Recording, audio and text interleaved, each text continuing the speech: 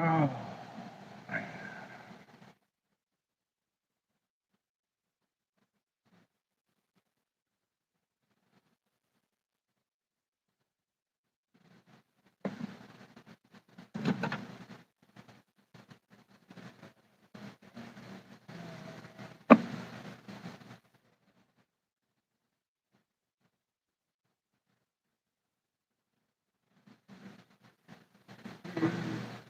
Channel 3.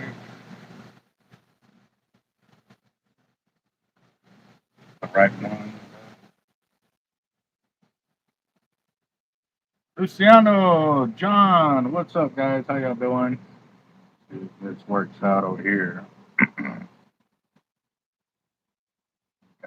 Yeah, it's a, well, because I started another live stream, but it turned the video camera sideways. I don't know why it's doing it, but it is. So when it does that, I have to end it because otherwise, all you see is like this much of me. Literally, that's all you see. And yeah, it's crazy. I don't know. Whatever YouTube is doing, I don't like it, but I am having to deal with it because right now it's the only way I can get the videos going. So right now what I'm doing is I'm cleaning up 12-ounce banks, 6-ounce banks, and then I'll be getting to the 5s and all of that. But it's easier for me to do the main portion of cutting off the stem, and then that way I can work with them one by one because I end up having to clean all the extra side stuff, all of this extra crap that doesn't belong on the bank weights before we can sell them. So, what's up, Ray? How you doing? John Dooley, Night Hunter, William. What's up, Devil Dog? How you doing? So, I am working on that, but actually went and got me a Slurpee a little while ago. So, I know, pretty much all sugar, but needed a little bit of sugar in my life today. Okay. Cleaned over 150, no, 250 pounds of 4-ounce egg weight. On top of, I finished my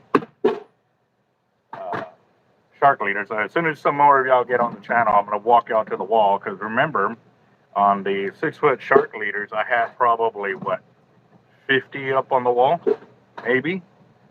Well, it's a lot more than that now, and I'll get to show y'all that. I was going to go live yesterday, but I was stuck in the process of doing a lot of online computer stuff, and it was pretty much taking its toll of my attention instead of being able to talk on here. What's up, Kruger Automotive in the house as well? What's up, brother? How you doing? So, I got a weird inquiry for everybody. I already asked Kruger Automotive this, and I know there's a few more of y'all that have Toyota Tundras in here, and I just want to see if it's ever happened to y'all where the gas gauge says it was like a quarter tank missing, 3/4 of a tank full, basically. And then a while later, it jumped back up to being full. So Kruger was explaining to me that, sometimes when they try to steal petrol, that they end up messing up the gauge, when they stick the hose down in there and messes up a lot of stuff. But luckily for me, it wasn't that. Gauge kicked back up on its right position, and then I went, just to make sure, I went and put gas, and everything was fine. So it wasn't that, and I wasn't missing any gas, but it was weird because I had just filled up the night before, and I'm missing a quarter tank, and I was like, so kind of put me on edge for a little bit, but got a great contact with Kruger Automotive to be over there and ask questions. I just wanted to see if any of y'all have had any kind of similar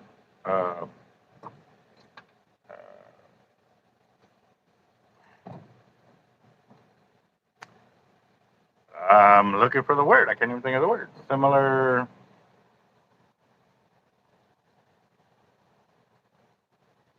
Dang, can't even think of it. Similar technicalities or technical issues with the vehicle. So if y'all can, let me know. That'd be awesome. And yes, today is Tuesday. We are doing our fire drawing. I'll just kind of wait for a few more of y'all to get on the channel before we actually kick that off. And like I said, figure while I'm doing that, I'll go and get this done. I'll get the first portion because I also had to mail out a whole bunch of weights earlier today too. It needed a bunch of bank weights, but we broke our 10-ounce bank weight mold, so I need to order another one to replace that one because it's still 10-ounce banks. We hadn't sold any this season, and when we went to go get some more, or make some more, it didn't work out for us. So Roger in the house. What's up, Dave? How you doing, boss? So I'm sitting here cleaning these weights, cleaning the banks, got 3s, 5s, 6s, 8s, and 12s that we got to get done. And there's about 20. When we get to 20 of y'all, I'll go and show y'all my casting liters. Like I said, on the 6-foot section, we probably had maybe 50 liters. Combined with all the different colors that we did have up there, I would say about 50 liters up on the wall. Yeah. I have been busy.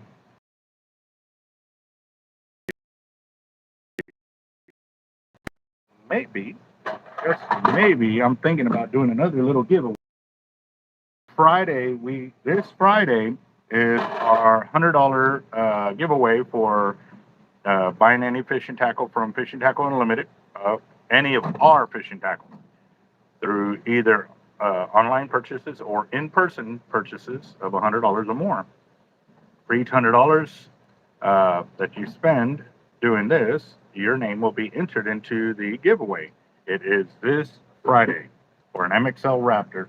So you got a few more days to get your purchases in to get in on it. I know a lot of kids were going back to school. For us, we started weeks ago making purchases when we can, so we weren't bombarded at the last week trying to get all of that set up.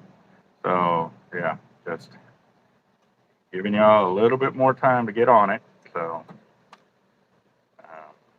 also too, here in about 3 weeks, we're going to be heading back up to San Saba for our Green Cross event, where we're going to take them more materials so they can actually start fixing the houses that are the closest to being fixable, is the best way I can describe it, because as the water levels rose in a lot of those houses, the sheetrock and all of that, they gutted a lot of those houses however high they needed to go. They didn't fully gut them if they didn't need to. So a lot of the houses are only missing like the lower end of the sheetrock and insulation and all of that. So we're going to take them a bunch of the materials to try to get those houses up and running as quickly as possible, to try to get some families some kind of security and back into their own homes. That's, I think, my best game plan to help out whichever way we can. Once we get those guys kind of squared away and all taken care of, then we'll start on, okay, what's the next step we need to do to help them out. We are going to concentrate our efforts in that one town until we've taken it as far as we can go, obviously. And then if another town needs our help at that time, we'll keep going. I know this is not going to be over in a few months. It may take all of next year before everybody gets finally squared away, because I know, when they had the floods up north on the East Coast, they're still going through it. I mean, there's still a lot of families that don't have homes. They're camping out and making do, and it's heartbreaking, it really is. So we're going to help out wherever we can, and y'all's help. I mean, I'll be honest, there's no way I can sit there and say, what, I'm going to, buy $10,000 worth of materials and take it up there and give it away, every couple of months, I would go broke. But again, with everybody's help, pitching in with our giveaways, our drawings, private donations and everything, that is crazy. How in the world he just poured these today? and there is spider web on it already. That's insane. Like, really, spider? we, we, he just poured them this afternoon. Come on, bro, we're not that slow here. Like, so, all right. Yep. Right tab. What's up, boss? How you doing? Yeah, let's see. Went fishing with my old man Sunday at Humphrey Park, and we were really disappointed with the fishing. I'm assuming you didn't catch anything. Is that why you said you were? Uh, no, the spider wanted to help. You should have broken them apart, not make them make them dirty like that. Yeah. Should I use for halibut at the pier and bait? If I halibut fish, bro, I would help you, but I know there's a few guys on here that halibut fish, so if y'all can share the numbers, that'd be cool. I actually did see a video a few. Ooh, that's weird.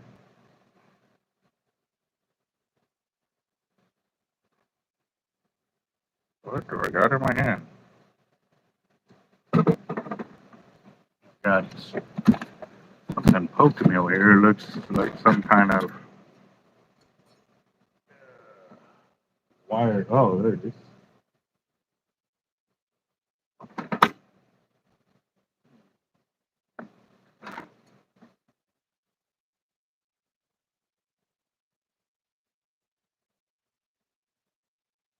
That's a wire. And I don't think I have tweezers here, but I've got a knife.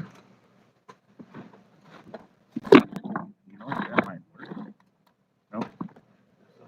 Look.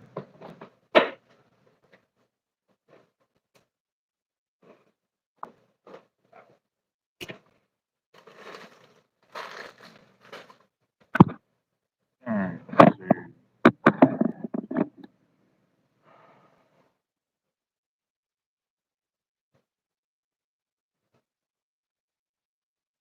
Oh, man, that's a nice little one. Let's see if we can do this. See that wire? Yeah, wire hanging out of there. Hey, nice little one. Come on.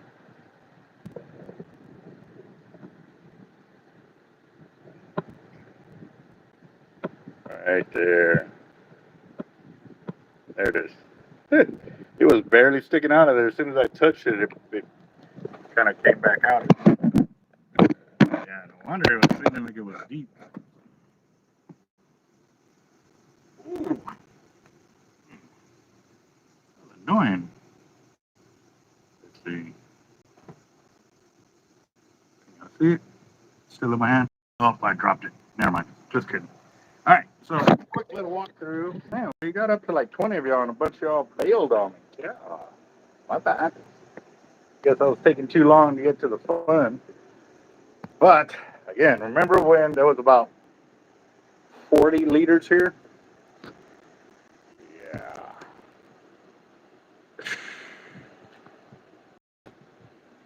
Yeah. Yeah, that's 2 rows of dark blue, 2 rows of black, 2 rows of light blue, and that's me pushing on them. Like, they won't go any further. 2, 4, 6, 8, 10, 12, 14, 16, 18, 20, 2, 24, 26, 28,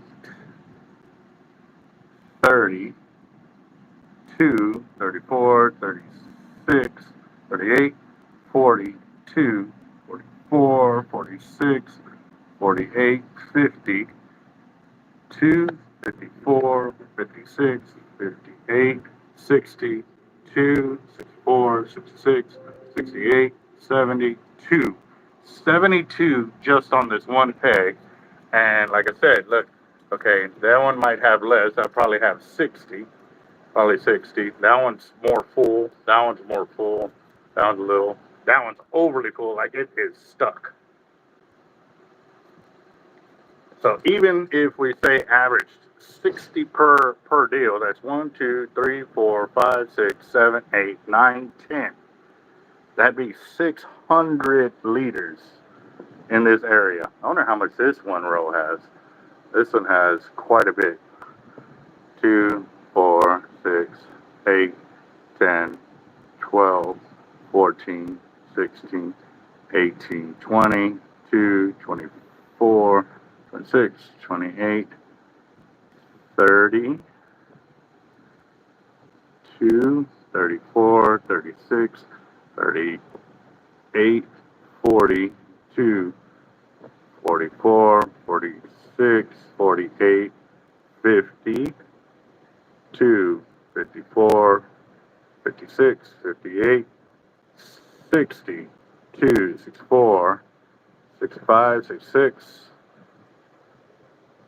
67, 68, 69, 70, 71, 72, 73, 74, 75, 76, 77, 78, 79, 80, 81, 82, 83, 84, 85, 86, 87, 88, 89, 90, 91, 92, 93, 94, 95.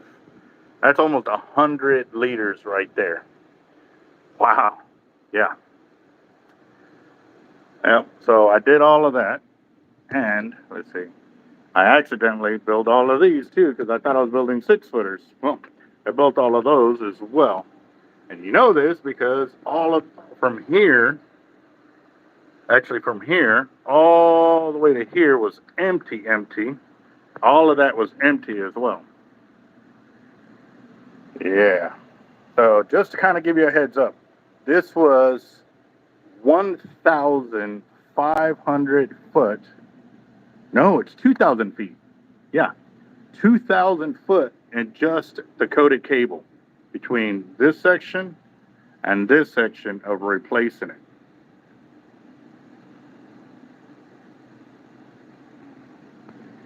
Have you had any problem getting any light tackle line? Can't find any in my area. Tackle shop headed to Corpus this weekend. What do you mean by light tackle line? Like, you got to be specific what weight class you're talking about. Yeah. Oh, so this is all the egg weights I was counting earlier. Each one of those bags has 50 pounds of 4-ounce egg weights. That's 200 pounds right there. All of our surf weights we're restocking up, as you can tell. We still need to make more of the 9s, 10s, 11s, and 12s. Oh, I bet you we gotta need some on this side too. Oh my gosh, yeah. Like, we try to get ahead and it doesn't work, but okay. So we need to make a lot of 330 seconds. Roger that. Tomorrow. They're going to be looking like this by the end of, in the next couple of days. Watch. I'm going to make it happen. Holy smokes. And the pompano leaders get nice and full, like full. There's no cushion there. So, braid any size tight line. Oh shoot, wow. You don't know? You didn't see the last tackle unboxing of how much braid I got in? Last week we got in 70,000 yards. That's right, 70,000 yards of tight line braid. So,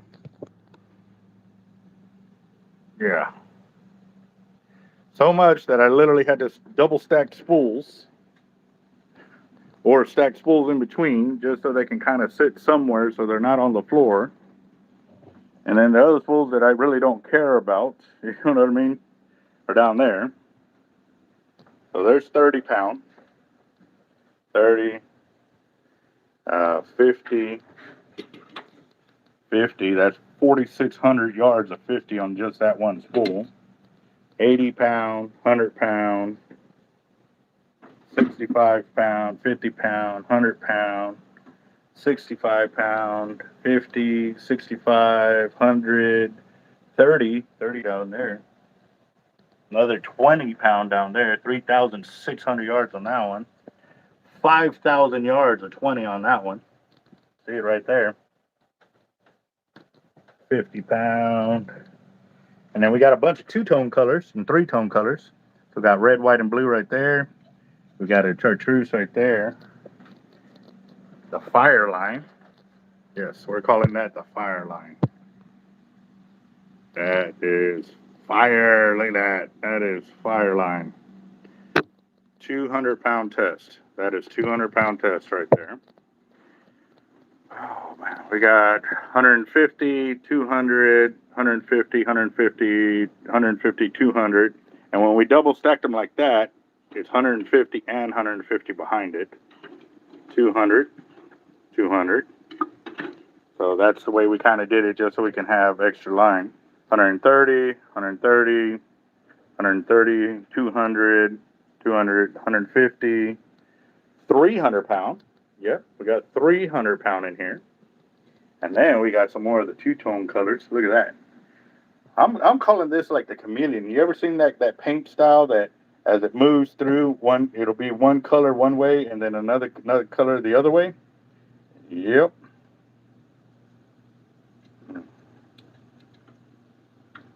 See, and then we got more right there. The reggae colors right there. We got the chartreuse, the hard life colors. What? Yeah. Yeah, we got another fire line right there. That one's 130 pound test. 1,800 yards, 5,200 yards of 100, 1,200 yards of 200, 3,300 yards of 150, 2,500 of 150, 2,500 of 150, 150, 3,100 yards, 200 pound test, 3,100 yards, 150 right there. Two-tone color. Let me do this. There we go. That's some line right there, guys. Yeah. Yeah, we got line, guys. We definitely got some line in. Oh, man. Yes, sir. So, leaders are coming up on the wall. Weights are going on the wall. Big weights are going on the wall. Yeah.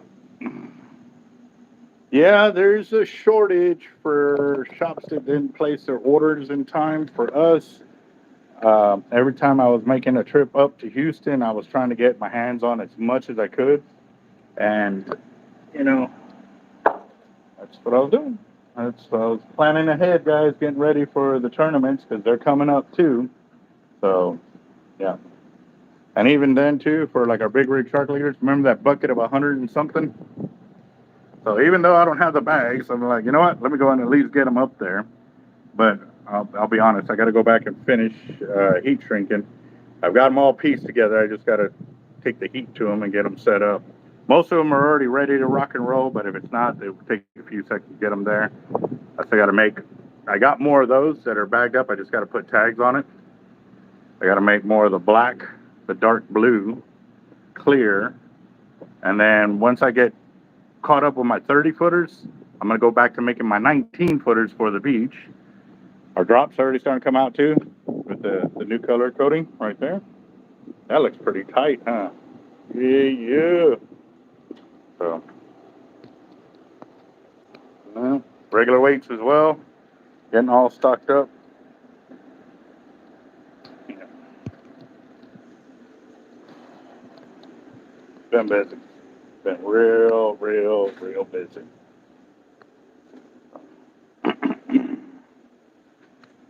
All right. Whiskey in the house. What's up, boss?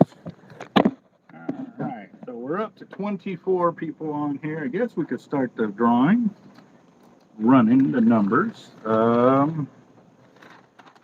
So this week we actually got started with 2 winners already, Mr. Carl Moon and Roger, because last week we cleared $1,200. $1,200 of winnings. So because we got over $1,000, we chose 1 winner and 2 winners for each $500, and their name carried over, which was Roger Garza and Mr. Moon. So they're the first persons on here for today. Also, too, just to give y'all an update on the Mahi combo, we're at $1,490. Actually, we had $100 worth of sales on tickets, so we're at $1,590, guys. But more than likely, if we can hit the $2,000 today, we'll do the drawing today. If not, it'll happen as soon as it does. So again, it could be any day, any minute now that drawing will be held for the Mahi combo. So just a heads up. Basically, the way I'm looking at it, this could be a real explosive week here at the shop between the Mahi combo, the MXL Raptor for the giveaways, and then our regular fire drawings. Yeah, that's too much craziness. Am I going to be in the shop on Friday? That is the plan. The only way I won't be here, let me see. Let me check my calendar. As if I'm out doing a delivery for something.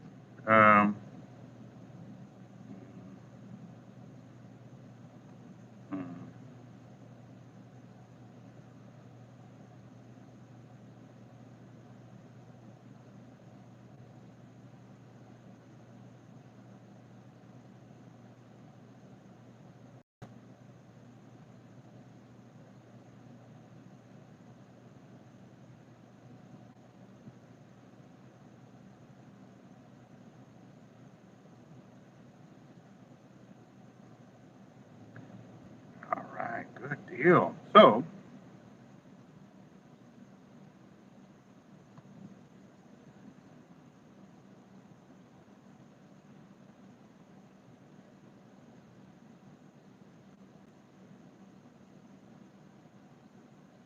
August 26th, which is next week.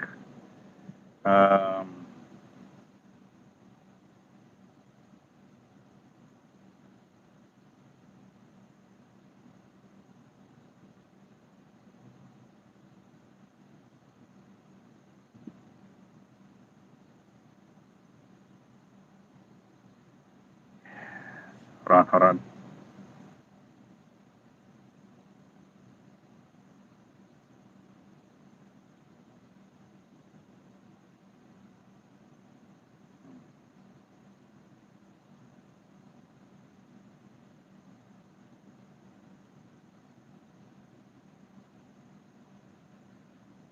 Yes. Okay. So I'm getting into.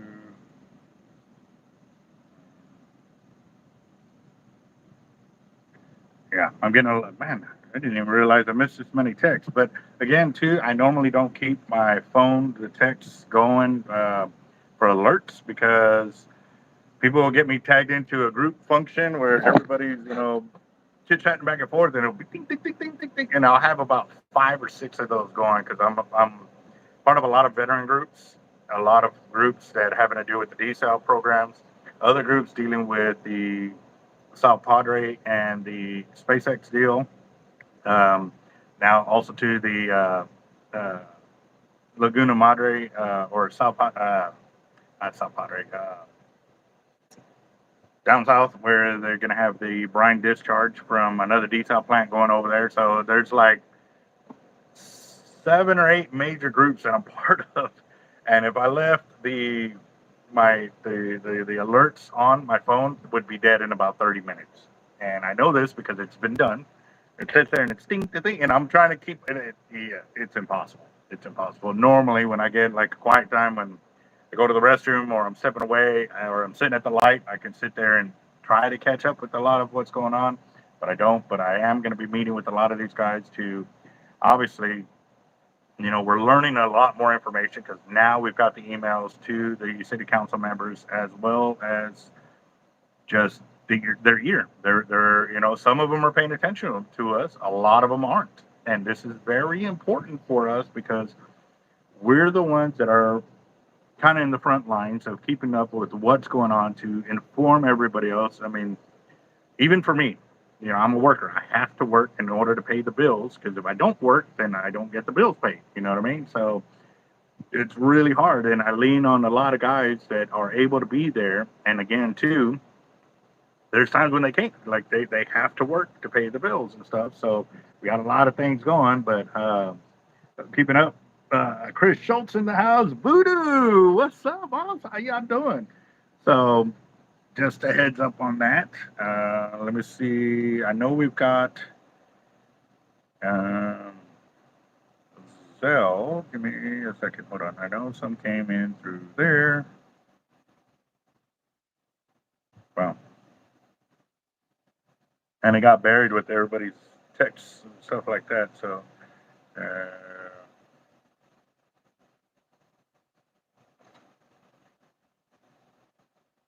what? Hmm.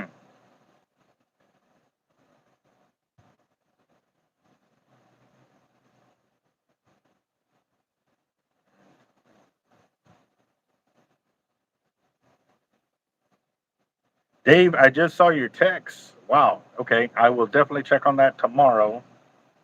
Because I'm gonna have to see what's up with that. But I will. Yeah, that's crazy. That is crazy, crazy. Okay, I definitely will check on that. Let's see. We got Roger with another 20. So let me write that in there before I get a little too far behind on this. See, Roger Garza for 20, and where is there's Chris Schultz for 20. Okay, for Chris Schultz 20. Right on, got that. Daniel Garcia for 20.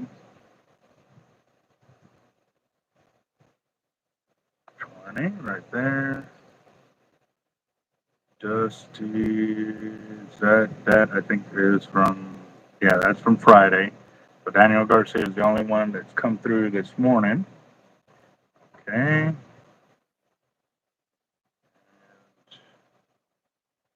Right on. Let's see.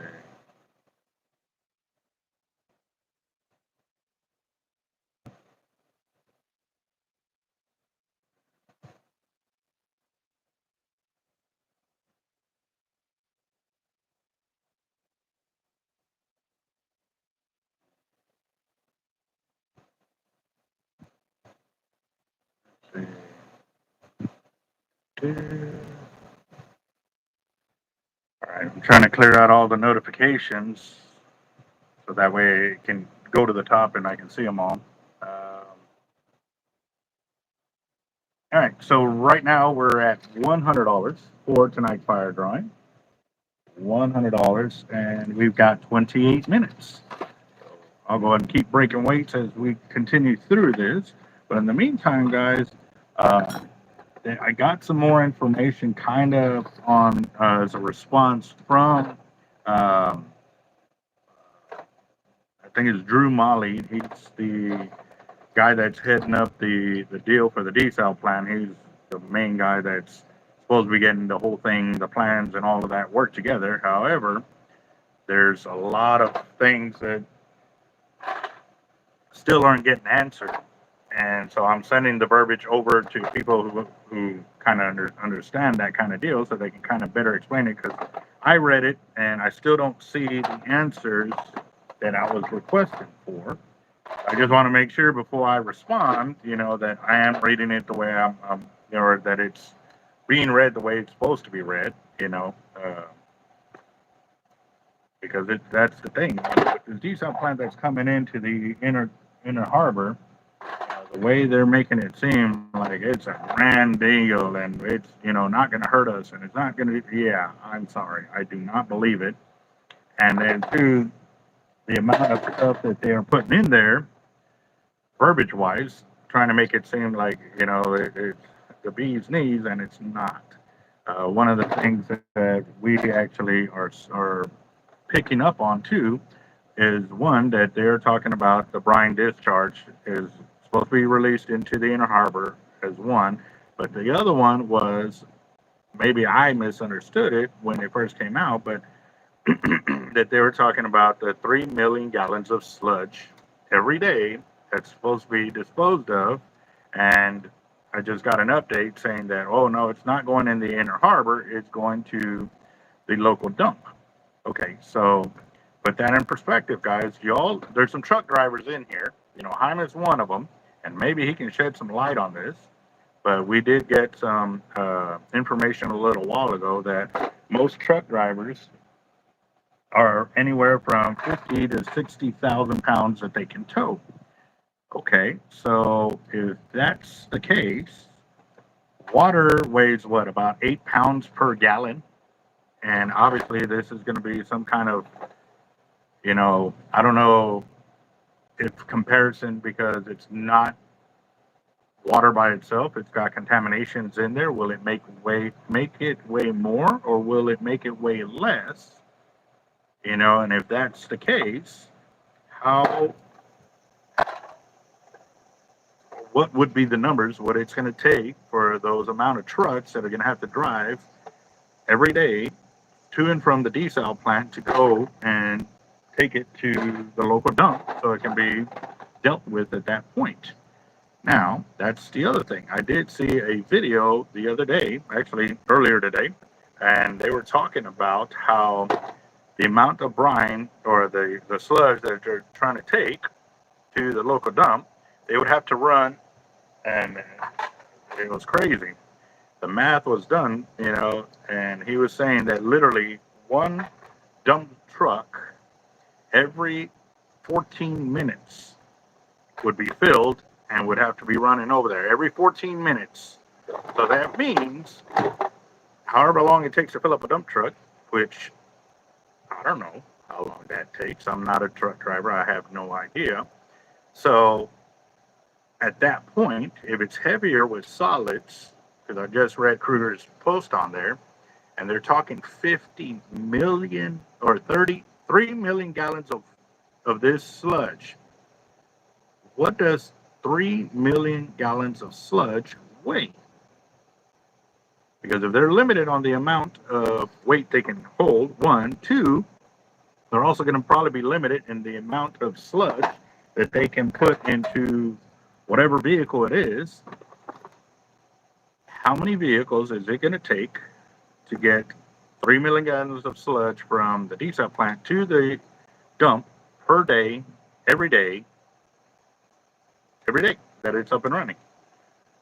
Wow. So, yeah, and they, yes, it would definitely have to be a hazardous waste dump, not just a regular dump where we go take our trash. And again, that dump, how long is it going to take for that dump to fill up at 3 million gallons of sludge per day? There's some serious engineering questions right there that need to be answered. And how much is this going to cost on top of their daily operating costs or whatever it takes to run this plant? And again, too, I asked the question, when it's down or not running because of some natural disaster, say a hurricane comes through, or brown tide or red tide, after the fact, after it's built, and it has to be turned off or not running, how much are we going to be sued? And the response was kind of like, well, no, that the company that's putting this thing together, that they're responsible for that and stuff like that. I don't believe that. I don't believe a company's going to sit there and say, oh yeah, if it's down and out or not running for a week, a month, or year because of this situation that has happened, yeah, we'll incur the cost on us. I don't believe it. I'm sorry. They don't even like to pay their taxes on their property, one. Two, when they're trying to get the price adjusted for the water that they're using, they're taking us to court, and it's a big old court battle with the city, which means they're wasting taxpayer dollars because they don't want to pay, you know, a reasonable amount for the water, because obviously, you know, if they've been on a plan for 30 years, it's about time to get with the program, you know what I mean? And just because they've had the same plan for 30 years doesn't mean that, like, it's not going to go up exponentially. I mean, I mean, if we're expected to pay higher amounts, they need to pull the same weight too, you know what I mean? It's crazy. It's crazy. But Kruger, I got yours. One for the Mahi combo, and then one for Mechanic Lady, and one for Kruger. So we got Kruger Automotive.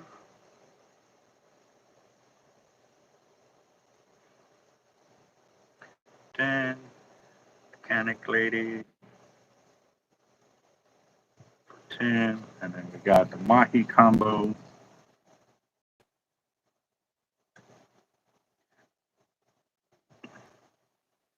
So that puts us at 1,500 right there. That's the one we needed. No, 1,600. Sorry, 1,600.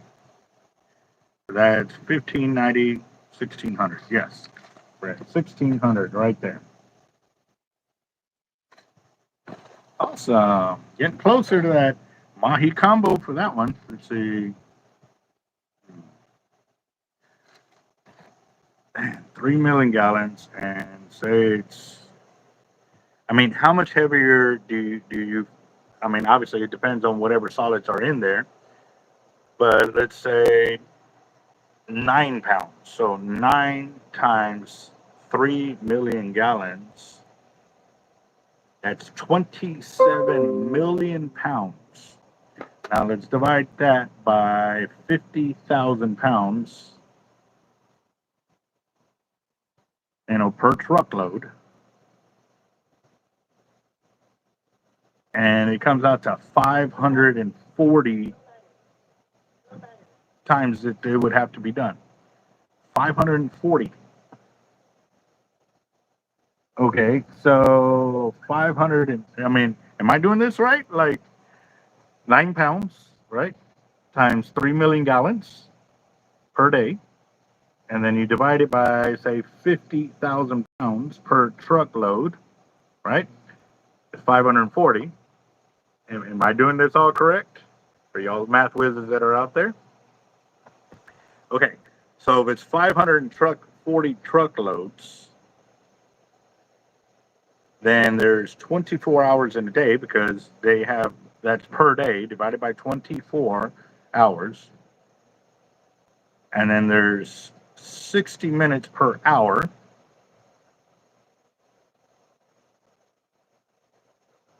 Because right now it's 22 truckloads, 22 and a half truckloads per hour, every hour, to clear that out.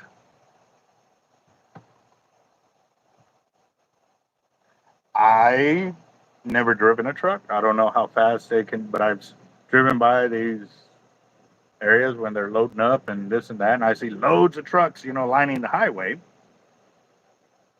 Wow, that's a crap load of trucks. Price is full 80 wide with 200-pound tight line all the way. Are you supplying the braid, or are we supplying the braid? If we supply it, it's 0.25 cents or 25 cents per yard to fill it up. And I think for a 200-pound test, we've gotten what? 1,900 yards, I think it's what it was. Something like that. That's ballpark right there. Detroit Rivermaster, what's up, boss? How you doing? Chris Schultz with another 20. Oh, just working, guys, with the Inner Harbor deal. And let's see, we got Chris Schultz with another 20. 20, 40, 60, 81, 20, 40. We're at $140 right now for our fire drawing, and we have 16 more minutes. You have 16 minutes. I'm almost done with the first step of cleaning the banks. I will have to go back and obviously clean up the sides and stuff like that from all the extra flare that's on it. So, gotta go and get the drag at 3 a.m. Have a good night. Roger that. William, you have a blessed one, bro. Stay safe. Have a dog. See that we're only catching tiny hardheads and gaff top on top of getting snagged multiple times. Hey, 900, did you try using any of that catfish or gaff top for bait? That's what we always tell everybody when that's all you're catching. We need to definitely put that out there for bait. John Darnell, there you are. What's up, boss? So that's another 20 for John right there.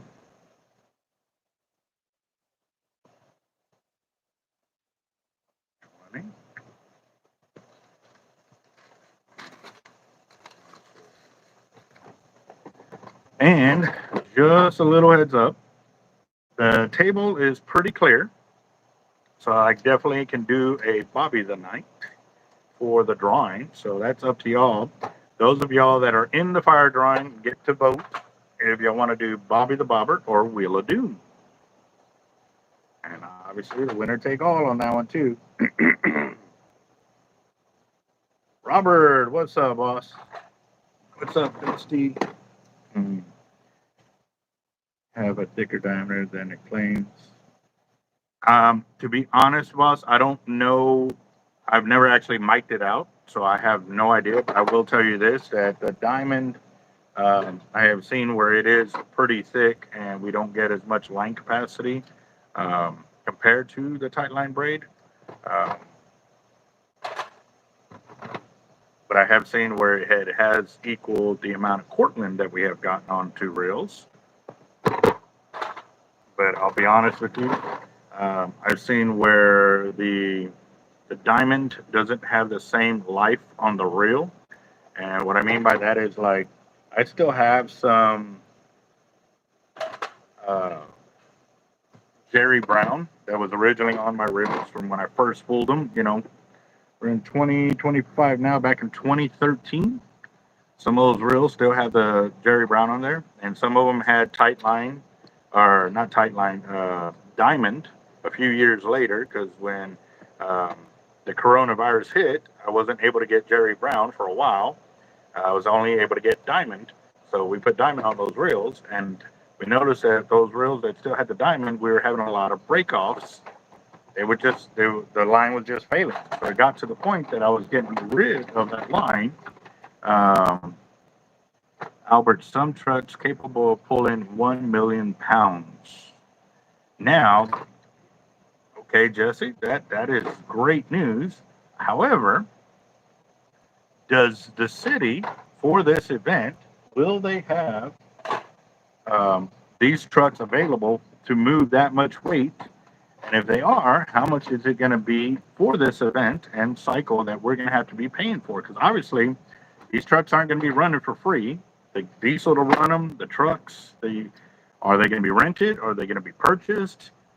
These are all things that we've got to ask the questions now because, again, is this part of that?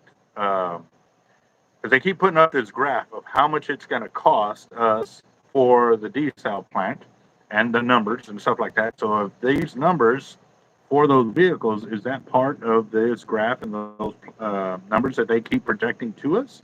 Or is this a hidden cost that's going to come up later on? Oh, hey, by the way, y'all got to pay for this on top of whatever we got going on there. And if so, how much are those trucks going to be?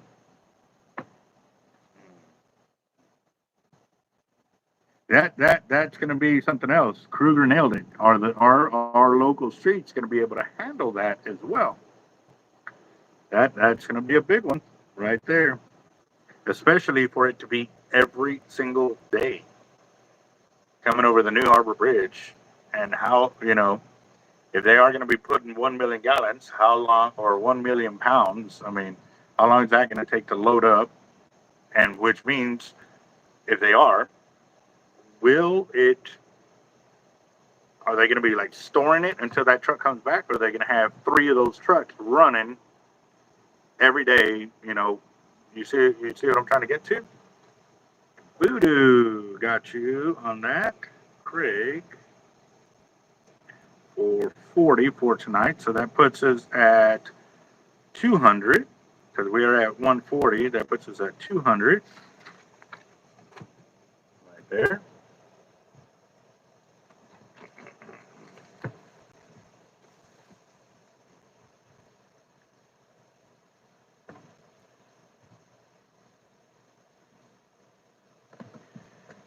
Well, sometimes you got to think of this, Night Hunter.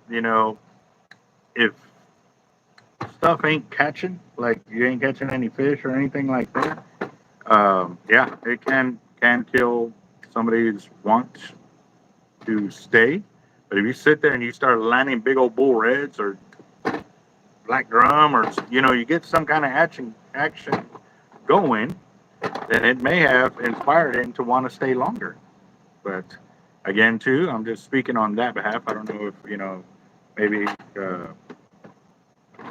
he just wasn't feeling good that day or what have you. So that is something else to think about. We got 10 more minutes for tonight's fire drawing. We're at $200. And for those of y'all that are in the fire drawing, I need y'all to go and give me a vote whether y'all want Bobby the Bobber or the Wheel of Doom for tonight's fire drawing. Got room over there because, like I said, I went ahead and broke apart all those weights instead of just having them staged there. And now I still got to do the regular weights on these, the banks. I've got another tray over there. And also, too, I've got some surf weights I got to clean up as well before I call it a night.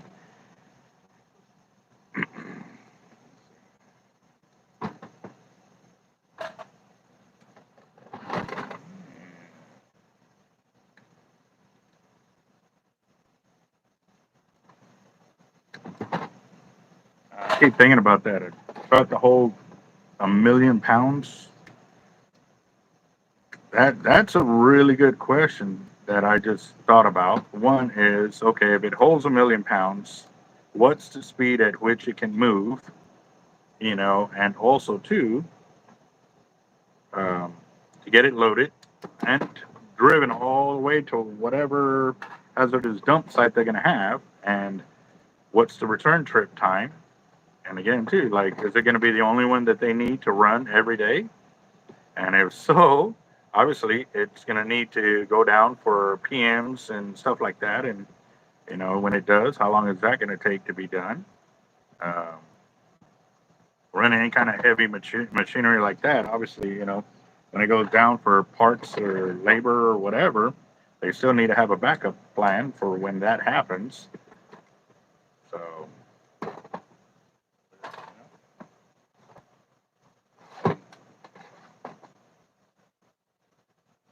yeah, exactly. And what's that weight going to do to them roads? And yeah, yep. And when those roads are broken down or, they're going under construction and maybe those trucks cannot take those roads anymore, what are they going to do? Like, there's a lot of unanswered questions. And the further that we dig into this, the more questions that come up. You know what I mean? And for most of us, we've done all kinds of jobs or jobs that are real particular to those certain kind of uh, jump functions that need to happen from point A to point B. And I mean, for me, being in the Marine Corps, we've dealt with heavy loading, unloading, movement of heavy bombs, gun systems, aircraft parts, and stuff like that. So I've got a little bit of an idea of what we used to go through. But again, too, it was nowhere near, 100,000 pounds. It was nowhere near that. It was 30,000 pounds at most, maybe less than that. You know what I mean? It was nowhere near that kind of weight. So, the amount of stuff that we had to go through just for that tiny weight in comparison to this is crazy. So, a truck that can hold 1,000,000 pounds will be a specialty truck, similar to the one SpaceX uses to hold the boosters. They are not used for this. They have lots of wheels to spread the load out. Yeah, so definitely, I'm 99.9% sure they're not going to be using a vehicle like that to move that amount of weight every day 3 times a day, because I'm willing to bet the cost of that vehicle is astronomical. Yeah, it'll be a ton of trips every day with multiple trucks running 24/7, 300. Yep, exactly. You're sure right on that, Kruger. They will not be able to go over bridges as it will exceed designated load. There will also be hazmat procedures to prevent them from traveling down sensitive routes. Yes, yes, yes, yes. That, yep. So that means they're going to be traveling way out of the way, kind of deal. And to be honest, I am trying to think of, and I honestly don't have this answer. Like, where is a hazardous dump site in that area on that side of the bridge that they could easily get to? Or are they planning on creating one? Wow.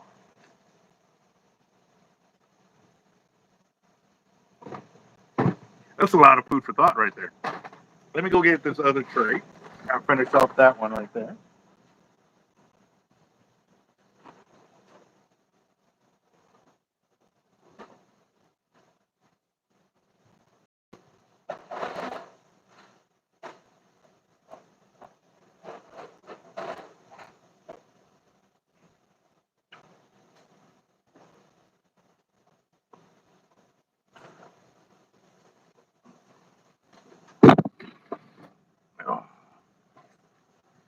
Oh, typically tank haulers will max out 80,000 per truck, total weight, truck, trailer, and load.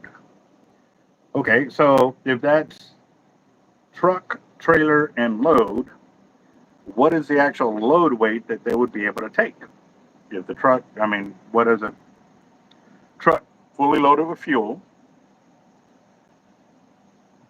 How much is that weigh? So that way we can kind of get an estimate of how much uh, product they'll be taking in to be able to make this load, like, or make this run. Obviously, that is wow.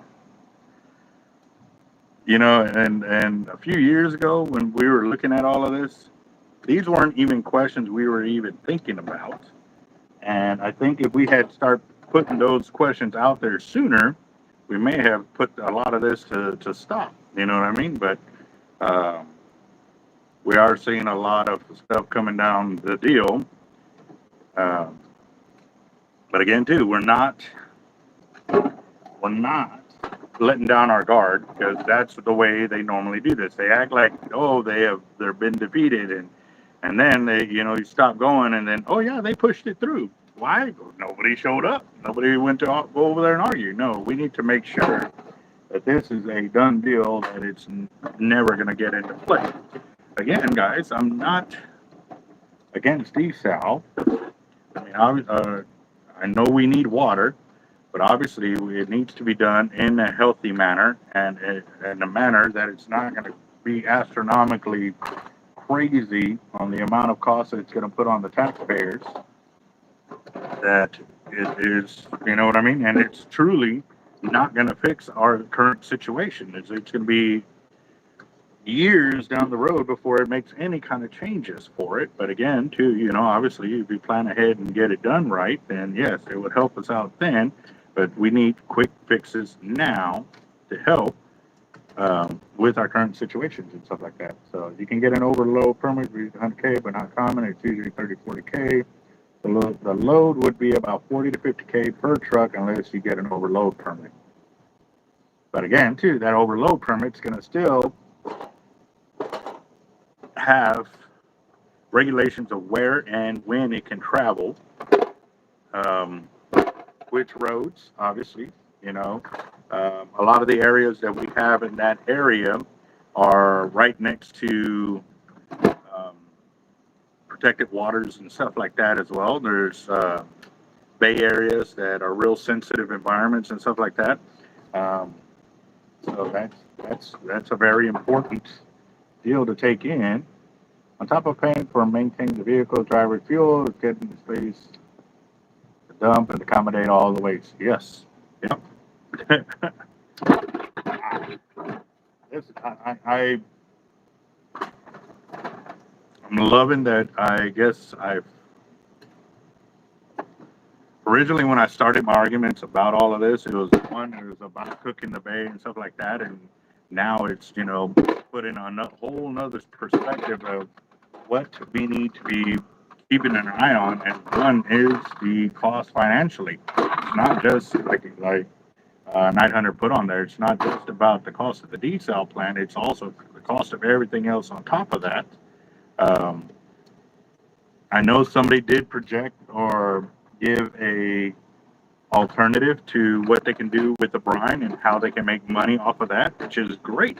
That is definitely what they need to hear as well. But again, too, we need to ensure that everything that they are going to make money on, that it is going to help offset the cost to where the taxpayers aren't still carrying the brunt of that load. And also, too, we saw something else that they're trying to make a hotel on top of the desal plant. And I saw a picture of it, and I've been offshore on the ships that do drilling rigs. Big old ships that that drill, and they drill for oil and stuff like that, way offshore and stuff like that. And that's what it looked like. That's what it reminded me of. Like looking out the window, all you see is nothing but pipes and this and that. It looks like like you're sitting on a floating refinery, and that's probably basically what it is. So yeah, yeah, Jesse, you nailed it. Depend on who's paying and how much government corruption. Yep, that is for sure.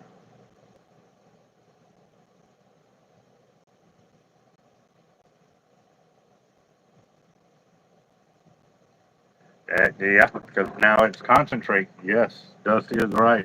By them trying to reduce the amount of weight, it's just going to make it more concentrated and more toxic. Yep, very true. So, as we all have known, all these companies that to cut corners and costs and this like that have no problems of just dumping it into the environments around where they're at, and or finding cheaper ways of disposing the product, which always results into some kind of natural disaster. It is crazy. All right, guys, I know we went over our time, but I'm gonna keep let me let me keep going, because if we go and do the Bobby the Bobber, I'm gonna need this space here to be able to fill out the tickets. So let me keep going, finish this tray off, and we'll go and continue on with our fire drawing. But again, I'll keep buying tickets. We're at 200 even as of right now. I have not checked my phones. Have y'all sent anything through Zelle? I've not checked it. Give me a second. Let me finish all this off. That way we can get it sorted.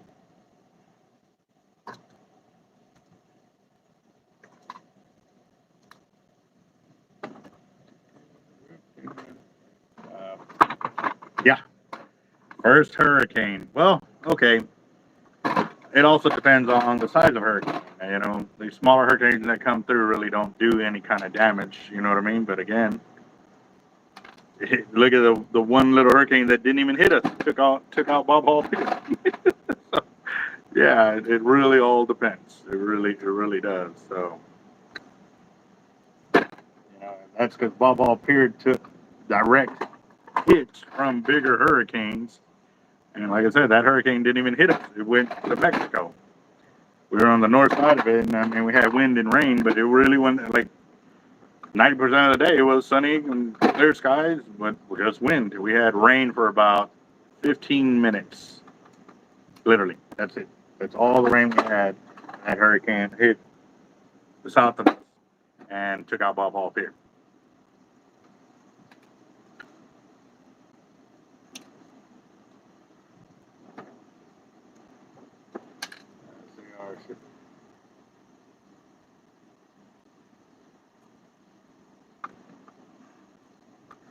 See, and that's a real important deal, Dusty. That if they decide to ship it by barge, you know, and say one of them barges, takes a spill,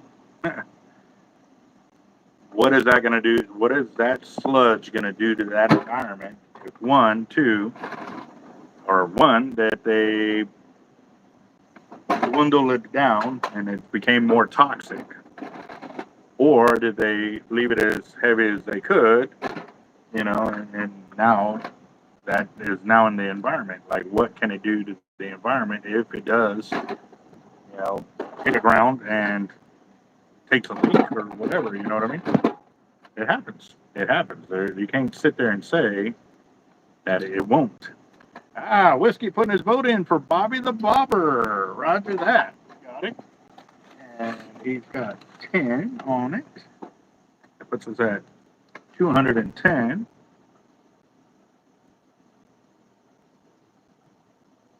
And I'm going to put B.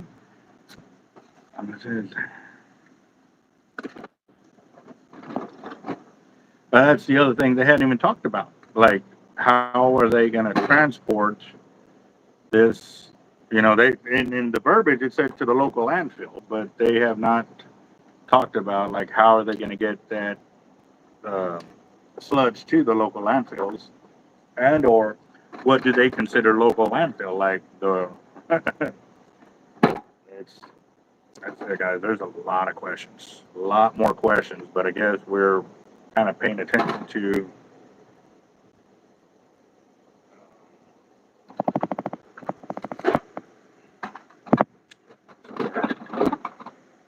the whole strategy of what's going to be done if it does actually go through.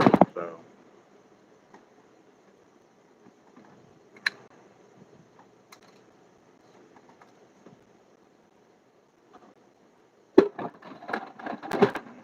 Yep, I'm running out of space on this tray over here. I've got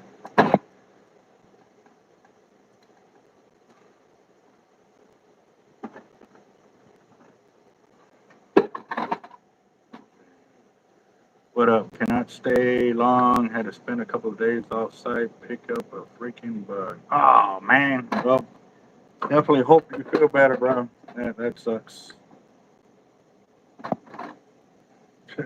That broken eyelid right there. So that'll need that weed right there.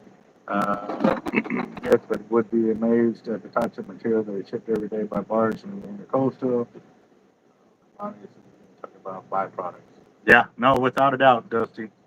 Without a doubt, that is something that's always on our minds every day, of the amount of chemicals that are out there and stuff like that. But again, too, if we don't address it now and or bring up the questions, then they're going to continue doing it the way they want to do it without any repercussions, and or, oh yeah, it was already talked about, but nobody ever, or nobody cared, kind of deal. So we need to address it now, because we actually found out that there's several desal plants that are already in motion right now, and they're already dumping the brine into areas of the river and or in the bay systems, and they're already showing up proof uh, of the environments in those areas where they're dumping the brine. You can already see where it's already killing the environment in those areas.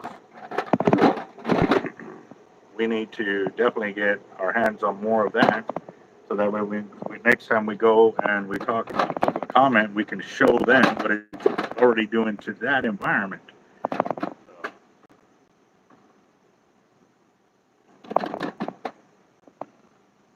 Do I have a Saragossa 1400 in, or 14,000 in? Yeah, I want to say I do, but I'm always interested in more, bro. Definitely send it through, and we can definitely get it spooled up. Go from there.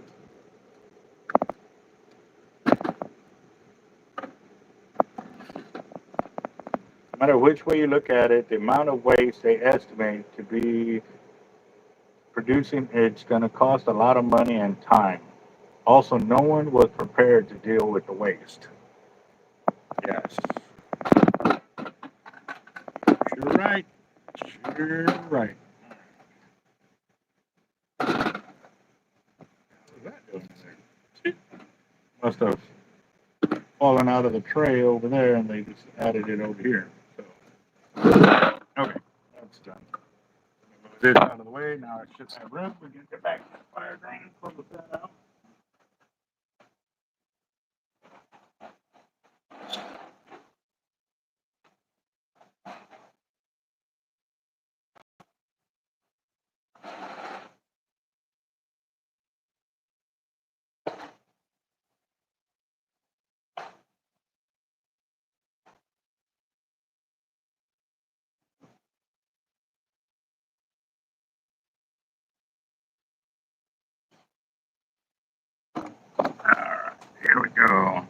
Heavy metals is one of the reasons you have to be careful eating large sharks.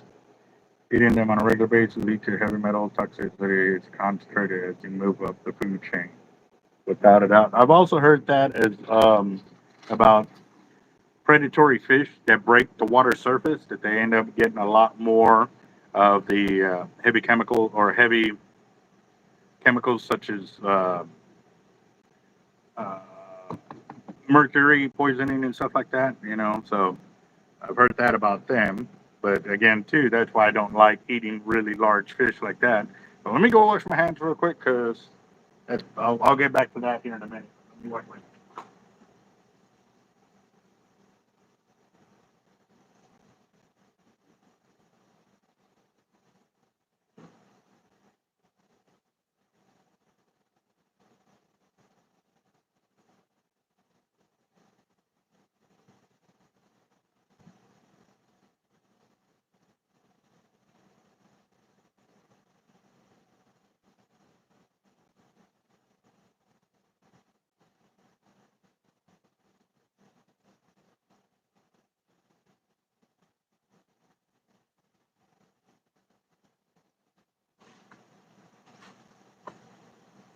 All right.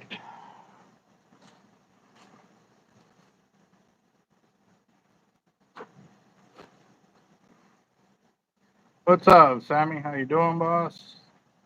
All right. So we are closing out our fire drawing. If you want to get in, last call, last call.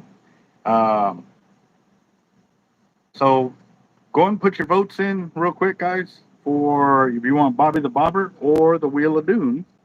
Right now, I've got whiskey for Bobby the Bobber. Um,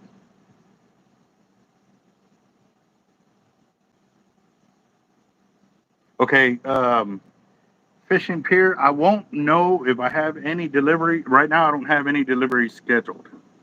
But again, tomorrow's Tuesday or Wednesday. Wednesday, Thursday, like that's when I might get late orders that I have to go make deliveries and stuff like that. Um, but normally, what I try to do is get those done in the morning. But again, too, if we're running behind, then I won't make those till the afternoon. So, where are you coming in? Are you here in Corpus? If you are, then maybe we can try and figure out a time. But I won't know literally till probably Thursday afternoon of when and what time I'll be taking off to go make deliveries. So, all right. So I got Voodoo Craig for Bobby. Got him. Chris Schultz for Bobby. All right. Let's see. Anybody else? Anybody else? Come on, we got a few more of y'all. Got Kruger, uh, John Darnell, Roger, and Mr. Moon.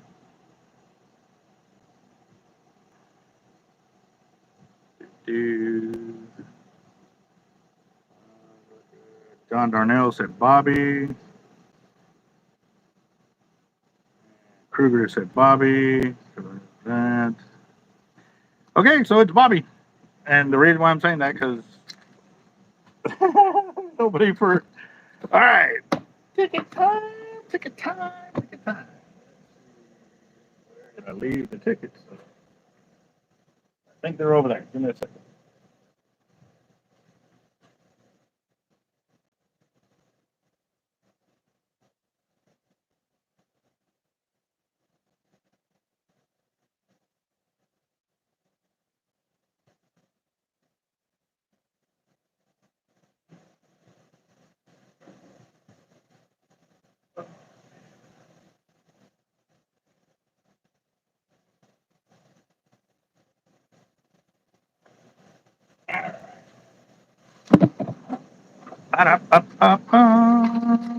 All right, so let me start closing these out. Got Carl Moon for two. Oh, I need a bigger marker than this.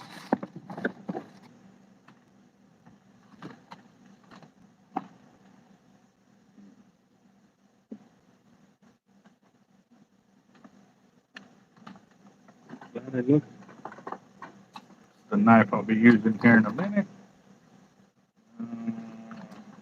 Right on. We'll switch out that phone.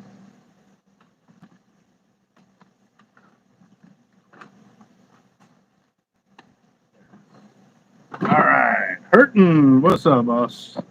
Carl. Oh, that marker's about to finish. Yeah.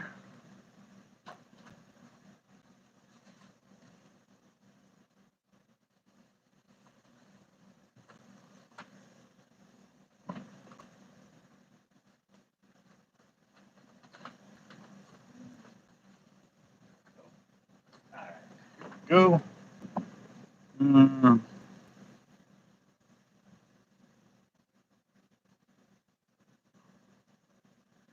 Yeah, but to be honest, too, our biggest drawing ever done was with Bobby. It was with Bobby, but I am definitely gonna have to do something else uh, to say we get into another $4,000, Bobby the Bobber drawing. Obviously, I couldn't get I could only pick up so much in my hand. So what I'm thinking, and I'll go ahead and share my thoughts now, so that we can kind of get it out there, is I'm gonna shake it, shake it, shake it, and then I'm gonna grab a handful, pull them out, shake it, shake it, shake it, pull another handful, pull it out, and put it there. You know what I mean? That way, the remaining ones I can sit there and do it, because obviously, I mean, I'm building up my hand with all the crimping. Oh man, I don't know if y'all saw the video, but I broke a pair of hand crimpers earlier today, and it's one of them that I've had for a few years now, and I finally broke it. I was pretty proud of myself. There's a video short with what it looks like. Y'all need to check that out. So, all right. So got Carl Moon, got Roger Garza, Roger, and Roger again. Chris Schultz.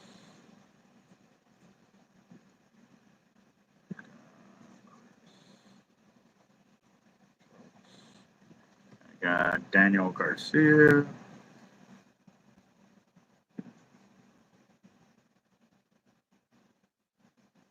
One, two, three, four, five, six, seven, 8, 9, 10. That's weird. 2, 4. Oh, I'm missing one more for Roger. Okay. Daniel.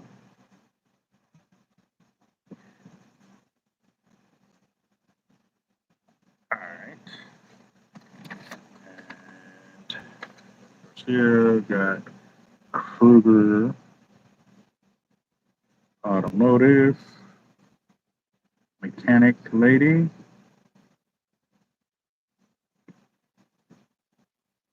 Chris Schultz,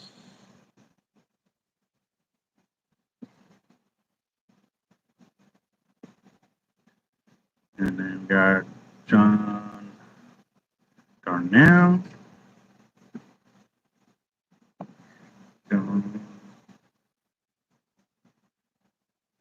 got Voodoo for 4. And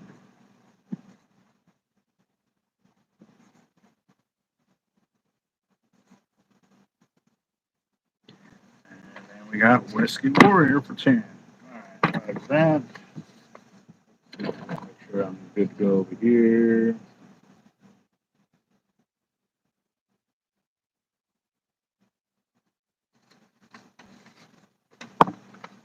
Let's see, how do you keep shark floats from tangling up in the kayak while taking baits out?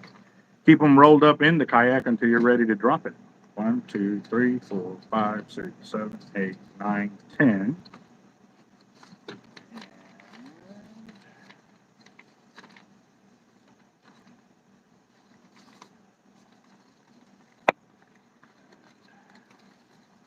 Take these over there. We're going to move to the bench, and we'll see how this goes. Here we go.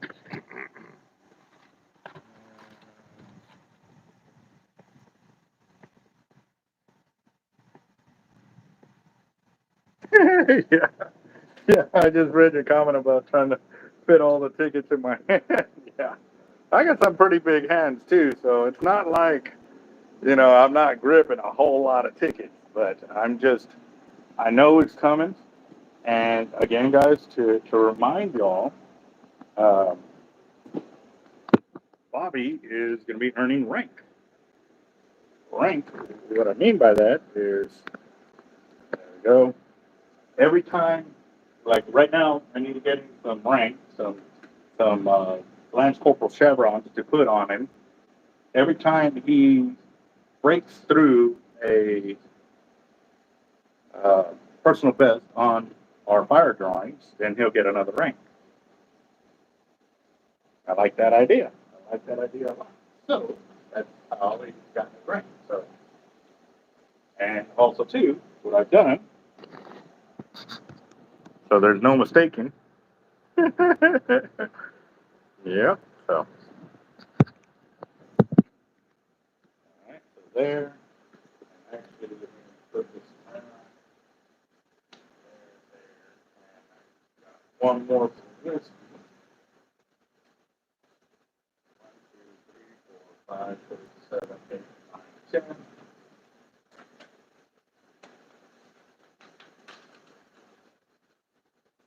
All right, guys. I'm going to show you on the ticket still. Y'all can still get into it.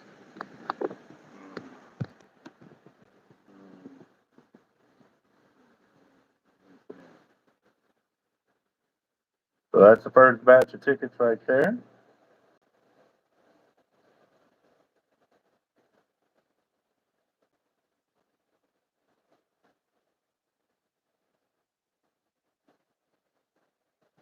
And there's the next batch of tickets right there.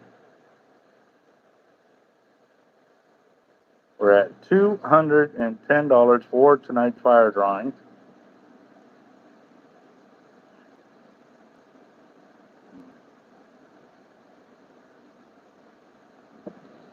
And just that's what I went off right there, just to make sure everybody is good to go there.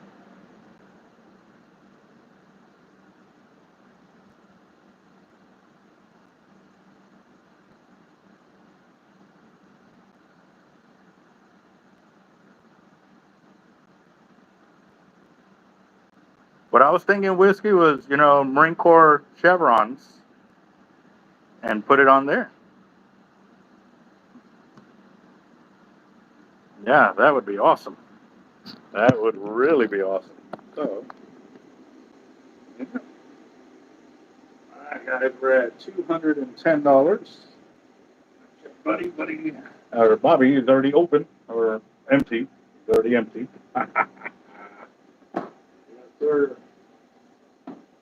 Everybody see their tickets before I start ripping. Everybody good to go?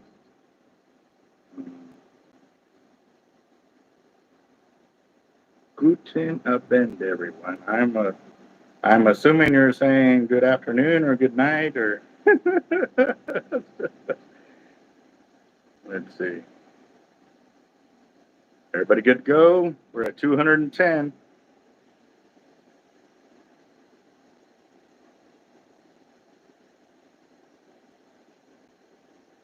Um,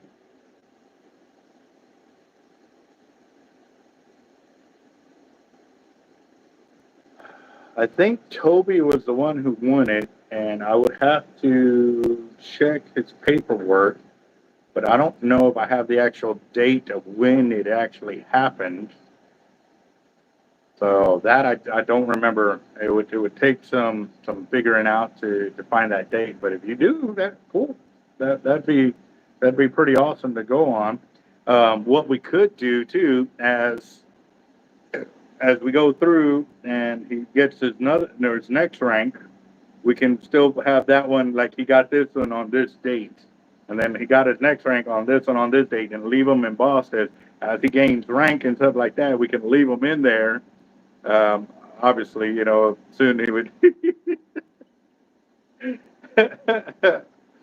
eventually, we'll run out of enlisted ranks for the Marine Corps, and then we would have to start with, the Butterball. And I think what we would do is leave the whole uh, Sergeant Major chevron on there with all the dates, and then we would, I guess, have a little side note or whatever, and start the officers lineup of rank on there and stuff like that too. So that'd be insane. That'd be I can already see it, what kind of chaos and confusion that would cause. But I mean, obviously everybody will know what's going on because y'all are already with the channel and stuff like that. So yep. MB, what's up, boss? All right. Yep, no doubt, no doubt. All right, guys. So I didn't see anybody, but I saw some thumbs up. I'm gonna go ahead and start breaking up the tickets. We're at $210. We're at 210 for tonight's fire drawings.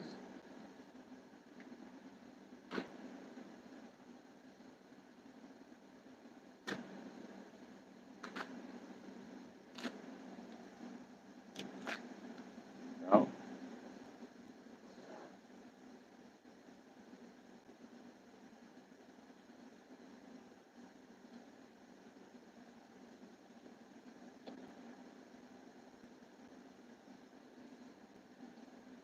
Anybody else? Last call, last call. That was Whiskey's. Loose ticket right there.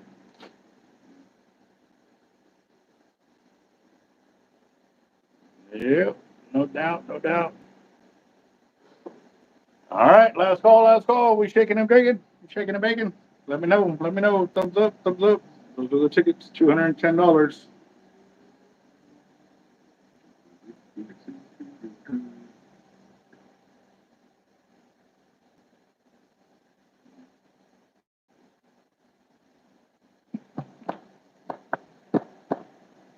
One.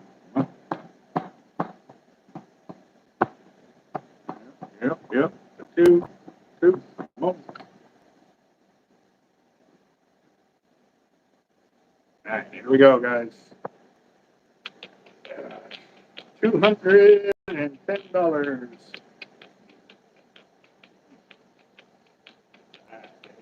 we go. All right, here we go, guys. $210 for tonight's fire drawing.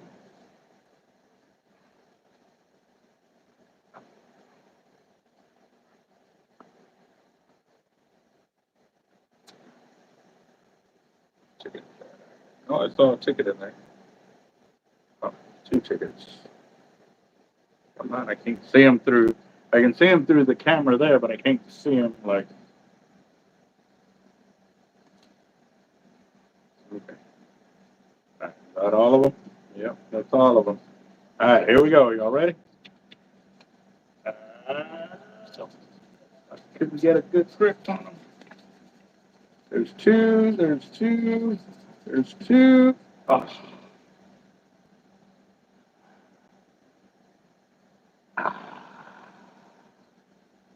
And one of them was Whiskey's. I could see it in between the shake. All right, here we go. All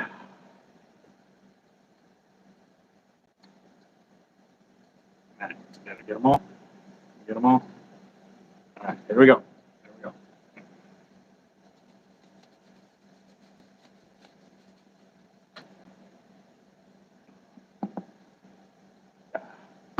Yeah, my hand is cramping. uh, Daniel Garcia. Daniel Garcia. Yep. Yep. God, my hand, all of this is, I mean, I've been, I don't know if y'all can see it, but see how swollen my right hand is? That's from all the crimping I've been doing in comparison to my left hand. Can y'all see it? Woo-wee. Daniel Garcia, 210. So, all right, let's go ahead and go sit back down and see where we're at on that one. I don't like it when they all fall out of my hands, but I'm sorry, my hands are. I've been working like crazy. Oh, let me show y'all the crimper. If y'all hadn't already seen it, where is it? I didn't throw it away. I'm kind of proud of that. I can't believe I broke it. And I mean, I'm just from there.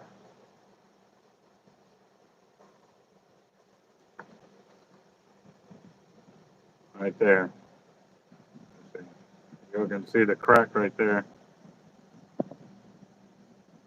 Yep, and these are the HD 800s.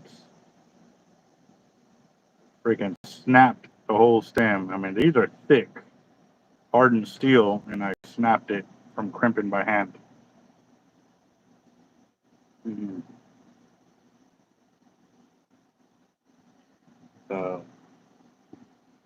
No, okay, so I've actually snapped the bench crimper, but what it was the little pivot point in the inside. I actually snapped that off, and actually I snapped 2 or 3 of them already on that one, because at that time we were using the double wall copper crimps or brass ones. I think they were copper.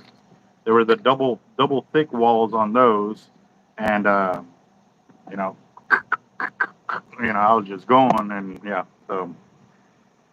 Oh man, yeah, it's pretty crazy. But when that one went today, it went, it's just like it sat there for a second, like what, for a second I didn't want to move because I didn't know if it was something in my hand or my shoulder or something. I sat there and I was like waiting for the pain to come, which it didn't. So I really lucked out on that one. But it spooked me. It spooked me there for a minute. So all right, 210. To $42, which is $168 for Daniel Garcia. And he hadn't won one in a minute though, too. So nice. So we got that for Daniel Garcia right there, 168. Now the $42 comes over here to our flood relief program.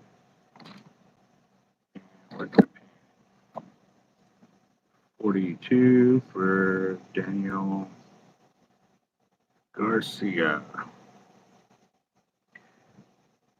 42 plus 1,054. So we're at $1,196 currently for our Green Cross Fund for San Saba. That's February, August, September 6th. 9/6/2025. Date of trip. Roger that. Also, too, guys, we have partnered up with the Redford Ranch Foundation because they got a 501c, the nonprofit paperwork. So for the guys that own a business and would like to donate and also be a tax write-off, y'all can send it to them, but make sure that you have in the notes that it is for the San Saba fundraiser, so that way they can get the funds over to us. Obviously, they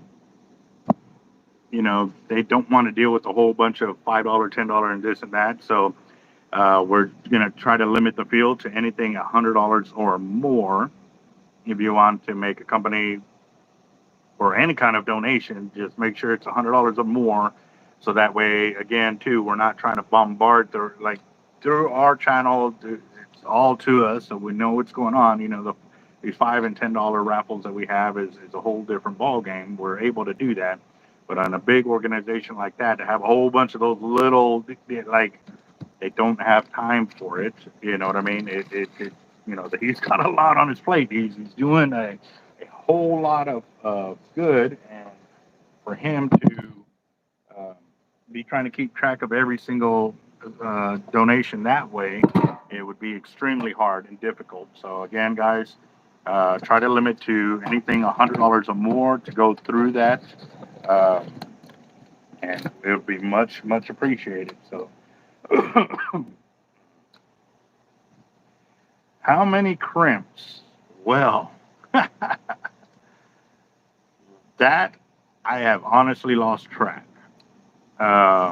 Because you got to remember, I've had that set for years now, and there's an actual video when I originally got them in, and they were part of the original first set that I got in.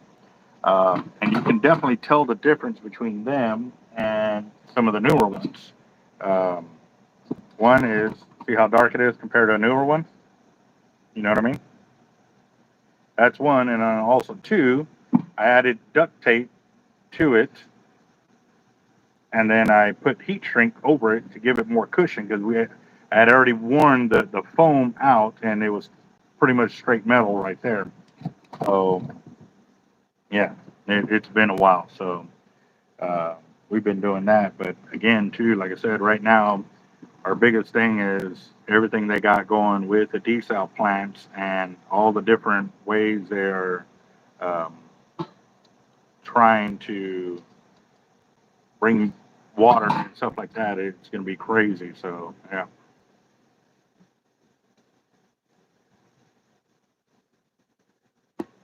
Mhm. Now I'm going to go back to getting all the excess. See that little sliver of stuff right there, that edge? That's what I got to get off. You can see it right there, that little shiny edge right there. The reason we got to get that off is because a lot of these guys that use these type of weights, they use them when they're fishing off a boat. And what ends up happening, you have multiple lines coming up. That is a knife edge, and it'll slide against another line and cut them off. And so it's important for us that we get that edge off of there, so that way, I mean, they're going to lose lines no matter what. But again, too, if they're losing lines because of the weights, they know immediately, and they won't continue buying our weights if we have that kind of edge on there. So I got to trim it off, and then I'm feeling for it. So every single one of these bank weights that you see in our shop, we have gone through this deal to make sure that they are good to go on it. So I bet y'all didn't know that about bank weights. Dusty, you have a good one, boss. I know a lot of y'all came on here for this. I am definitely trying to get onto the channel to start doing more of the lives the way we have, but it's been real difficult trying to do all of that, and then running back and forth and stuff like that too. So it is coming, guys. I'm gonna start getting up there pretty soon and get back on there where I can chill with y'all every day like I used to. I do miss those days of us just being able to kick back and check in, see how everybody's going and stuff like that too. So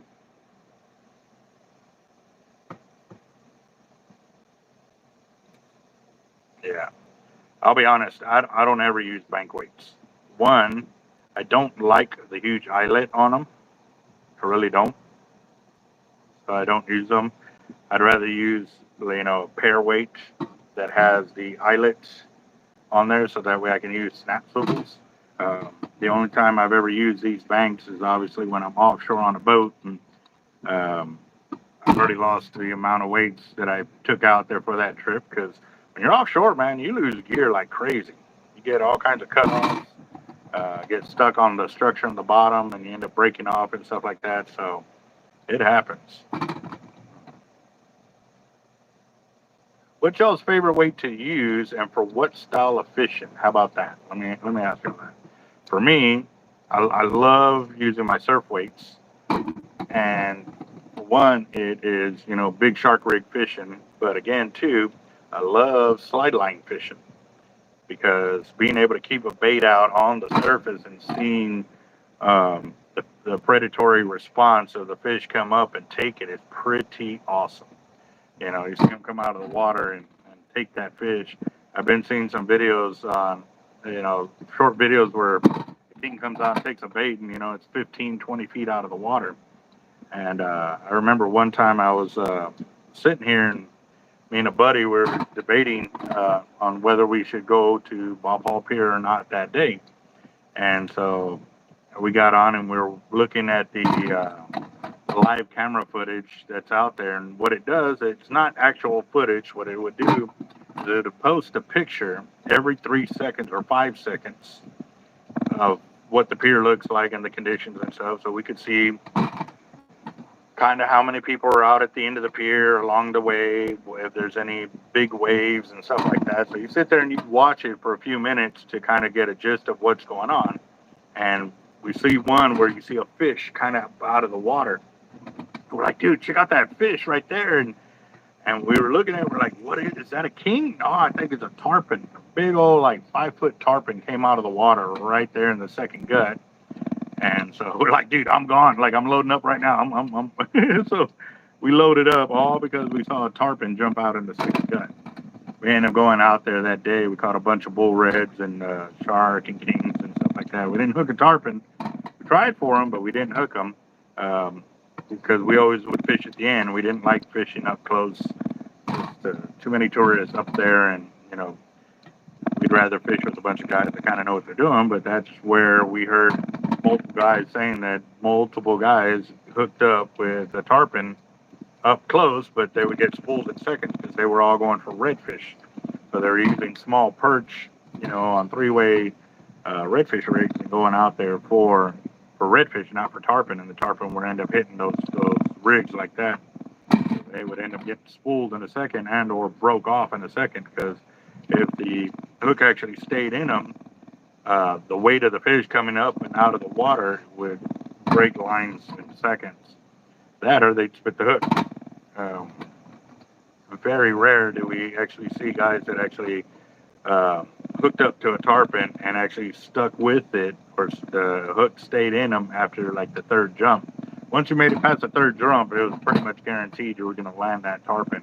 So I'm kind of excited that Ball Pier is finally going up. But again, too, I need to find out when the dates are for those meetings so I can start attending those meetings, because again, too, right now, from what I'm hearing, it is going to be a sorry event where they tell me that my kids can take a long rod because their age or something like that. That's crazy. Now, obviously, you know, I'm not going to take one for my grandson, you know, but I'm not going to say no if he wants to sit there and like crank on it. You know what I mean? He's 2 years old. Like, my grandson is brilliant.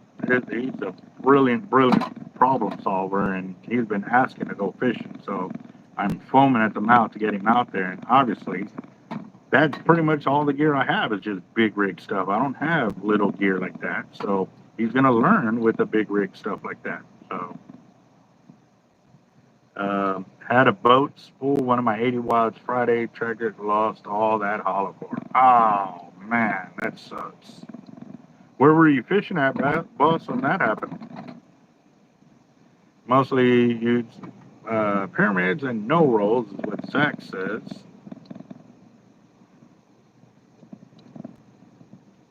Right. He used egg weights and no rolls because he lives up north and he fishes the lakes.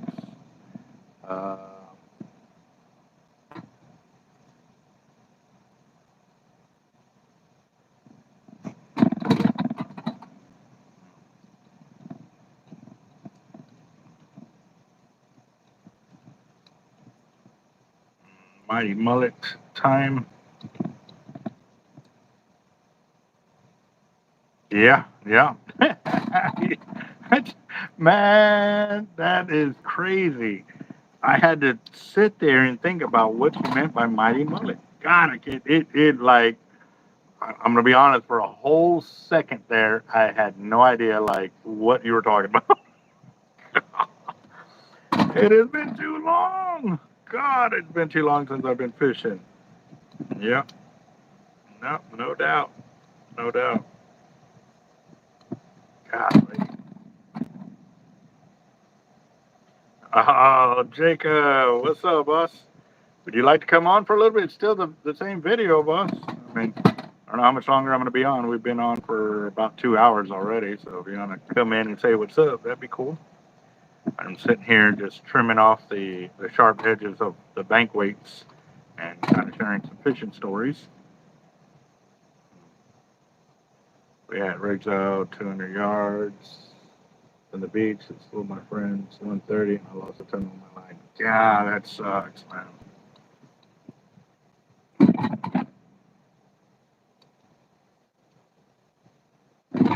Yeah. So when that boat took all that line, did it get stalled out later, or did he disappear and kept rolling? Yeah, yeah. There's been a few times, man, that we've been out there that a lot of us lost a lot of line. Oh, talk about heartbreaking.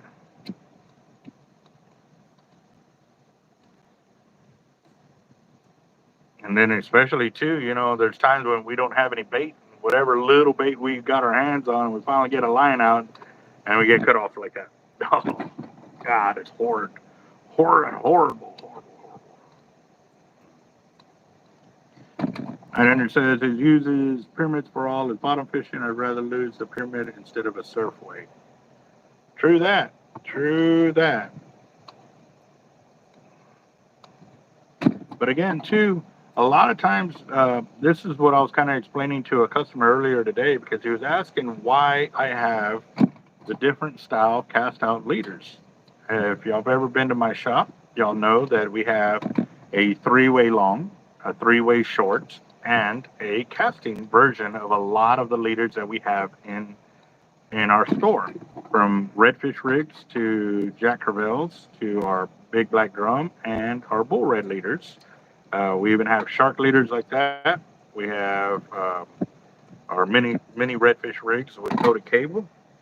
Uh, and he was so basically, I was sitting there explaining to him, each of those leaders has a reason for the different variation. Now, when you're fishing on a pier, so like Bob Hall Pier, we really didn't care about whether you had a 3-way long or a 3-way short, because we used big enough nets that they weren't really messed with uh, when you were trying to land a fish and the weight. Now, if you're on a boat, you definitely want the fish to come up before the weight does, because if the weight is above the fish, what ends up happening if you don't get a hold of it and that fish is next to the boat, it starts to thrash about and it beats up the outside of your boat and or in the inside of your boat too. You know what I mean? So I like when I'm on a boat to have my weight below my fish. But again, too, it also depends on what style of fishing you're doing. AJ fishing and stuff like that, you tend to put the weight above the fish because you're trying to get that fish to go down, and it tends to work out better to get more hookups in that sense. So, well, that's the first step of getting the outside done. Next, I'll come back with a hook and I'll actually clean out the eyelets when they need it. Some of them, like that one, you can see how half of it's flooded in or whatever. So,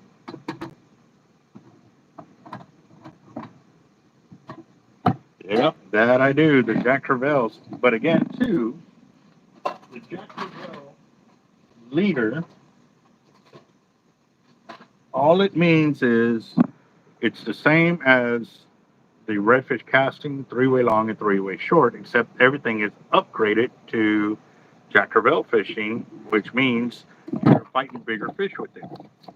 Obviously, I can't sit there and name every single leader a redfish rig because we use my double drops to catch redfish rigs. I got single drops that I've caught redfish rigs or redfish on. My bigger leaders I've caught slot reds with. But to be able to label a leader a different fish, it gives us the ability to teach our customers which leaders they want to use for whatever style of fishing they are getting into. So that's kind of important to us uh, in that sense that labeling a different one, we can further instruct them on which leader is going to best suit whatever fishing they're planning on doing. If oh no, I'm only going to do nothing but slots, never any oversize, um, or they'll even say, dude, we never see any big fish out there. Then I always tell them, to go with the double drops, single drops, or even the redfish rigs, which are 3 variations, but they're all single hook leaders. Um, for their whatever style of fishing they're doing at that moment or wherever they're going to be, whether they're fishing on the bay or on a little jetty or a private pier or something like that. Um, but when you go to the Jackrabel, all it means is I've upgraded the line from 100-pound test to 130, and then it also has a bigger hook and a bigger 3-way swivel on it as well too. So.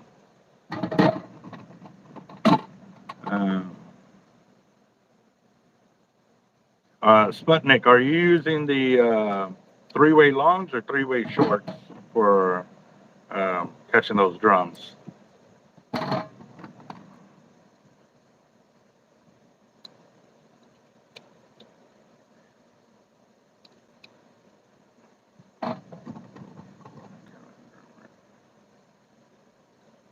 Roger that. Night Hunter, you said you've been using a pulley rig for the past couple of months. Are you talking about like a slide line where you have 2 different lines out there? Your anchor line and then your fighting rod?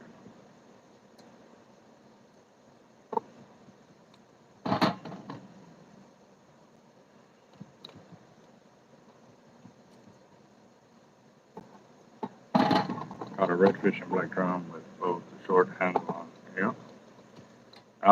They both work. They really do.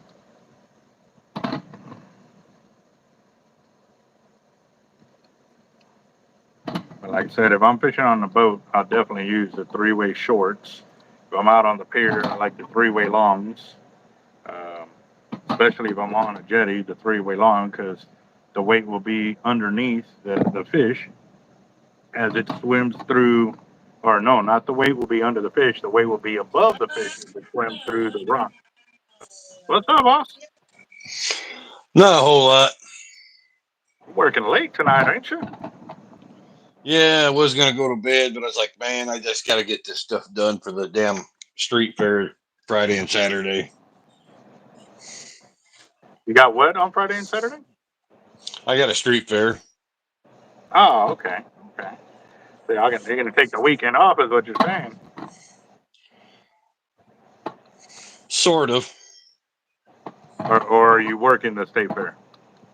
Yeah, I'm working. Well, it's a street fair. Street or state? Street.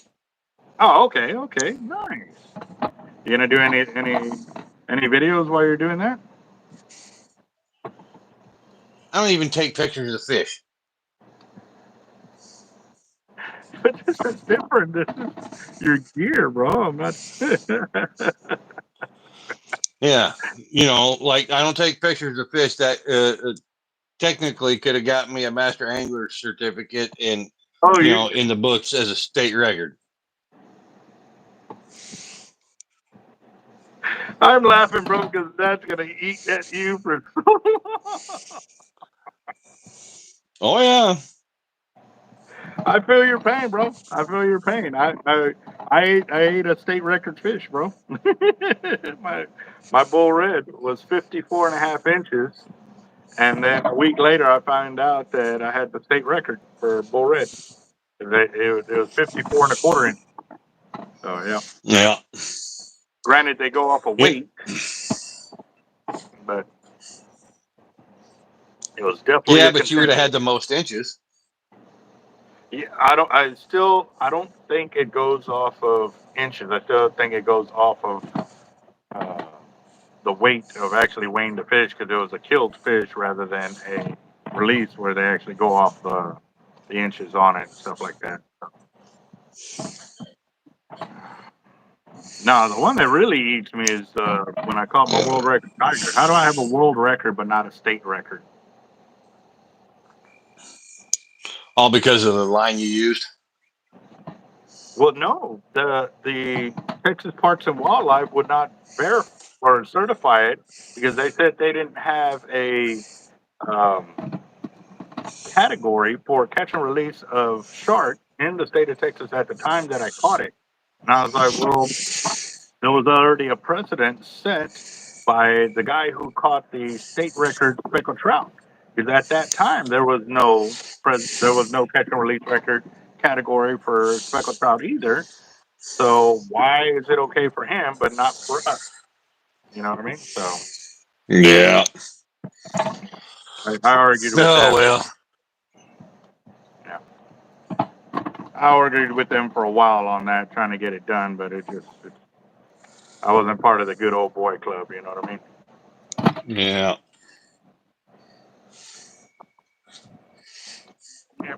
Yeah. So what do you So I think? feel your pain. Hey, that looks sharp, bro. That looks real sharp. And it's just a single. Hmm. How much? How much something like that go for? Considering I'm still working on it, it's going to be over $100 price tag on it. To that, yeah. And if it doesn't sell, then at the street fair, then I probably know someone that'll buy it. Oh, okay. Oh, so you're not making it for an order. You're just making it for the state fair. Yeah, well, because I had the pieces cut already. Mm-hmm. It was for a lady that wanted something like this, but then she changed her mind and she wanted a different type of leather or whatever. And I told her, I says, I don't have any of that in stock. So I told her, I said, it would be a while to get that type of leather just because my supplier didn't have any at the time either. Mm.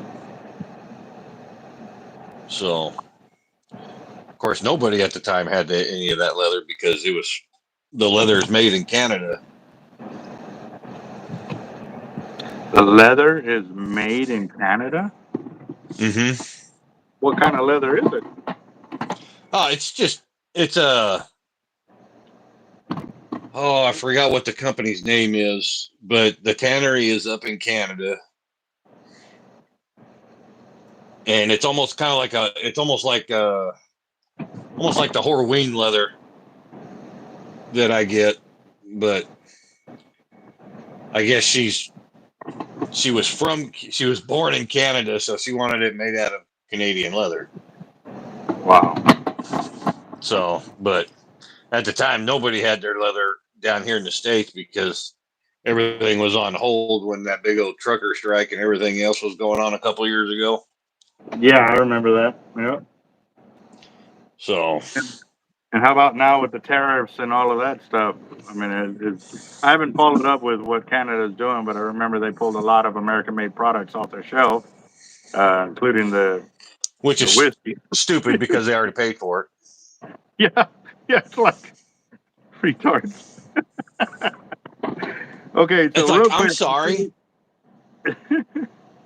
I'm sorry. If you bought something and then you find a couple weeks later that they don't align with whatever you have or your ideologies, or they become just a dumb jackass or whatever else, and you burn their stuff or get rid of it, whatever else. Why? You paid hard-earned money for that. Yeah. I can understand if you haven't bought it yet, then you just don't buy it. But you already spent your money on it. Yeah. I'm sorry, Now, I'm not going to throw away. now, to be honest with you, the only time I will cold like not sell somebody's item, it's even if I paid for it, because at the end of the day, that item would represent that I sold it to them. If I find out they had anything to do with like child endangerment of any way, shape, or form, you know what I Well, mean? yeah. Then I would be like, Then, nope, sorry. yeah. You know, I would one return it for like a reimbursement of my funds or whatever, and hold them to that kind of deal because of that reason. Or if they play the hard game, but I will not sell it for that reason. But now again, like Mm-hmm. somebody, If it comes out to be some kind of like disagreement, this, and that, then I will sell through the product and just never bring it back in again. Simple. Yep. No, Exactly. yep. Without a doubt. So real quick, Sputnik asks, my personal best is creeping up for the red drum. I got a new PB of 45 inches this past weekend. When do you think the best chances to get a 50-inch plus? That is a really good question right there because um, years ago, it was over 10, 12, probably about 15, 16, no, 18. This is 18, 19 years ago because my son was about 1 year old, maybe a little bit more. I had just uh, gotten a house and I was doing a fundraiser because I just got a new job. So basically, I was doing a housewarming party, and I was still paying for my brother's funeral expenses at that time. So everybody kept asking me um, what I needed for the house, and I said, "Well, really, to be honest, guys, I have everything I need for the house. I had washer, dryer, microwave. I had uh, couches, this and that, because it Okay, was part of the Curtis. agreement on that." Um, Hang on, so, Curtis. I'm definitely going the long way to answer your question, but the reason why I'm bringing this up is because it's important. That night that I decided to do this, I was out there fishing, and I had caught 15 Manhattan shad, and they were about 8 to 10 to 12 inches. There you go, Curtis. I already got it, brother. There you go. If it's a real So, good shine. um, well, that night with those 15 um, Manhattan, we ended up catching like 45 bull reds. Now, granted, the winds were rocking 25 to 35 miles an hour. And so we were casting into the wind, and literally we weren't catching nothing that day until I threw the cast net into the wind, and it still landed up. By the time it went out and landed, it landed up underneath the pier, and I caught those 15 Manhattan.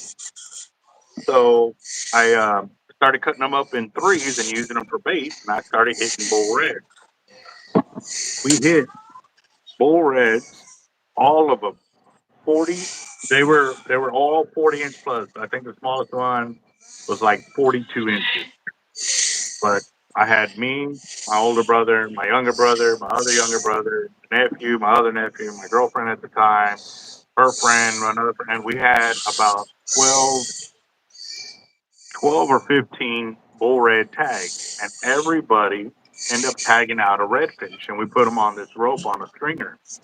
All the reds we took that night were 48 to 54 and a half inches long.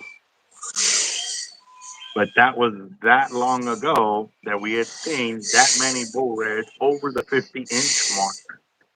And at that time, I was like, dude, I can catch them all the time kind of deal. So I had talked to a taxidermy shop that had kind of put a post out that they were looking for 50-inch bull red. So I went and talked to him, and I was like, "Hey, man, I'll get you a 50-inch bull red, but what are you?"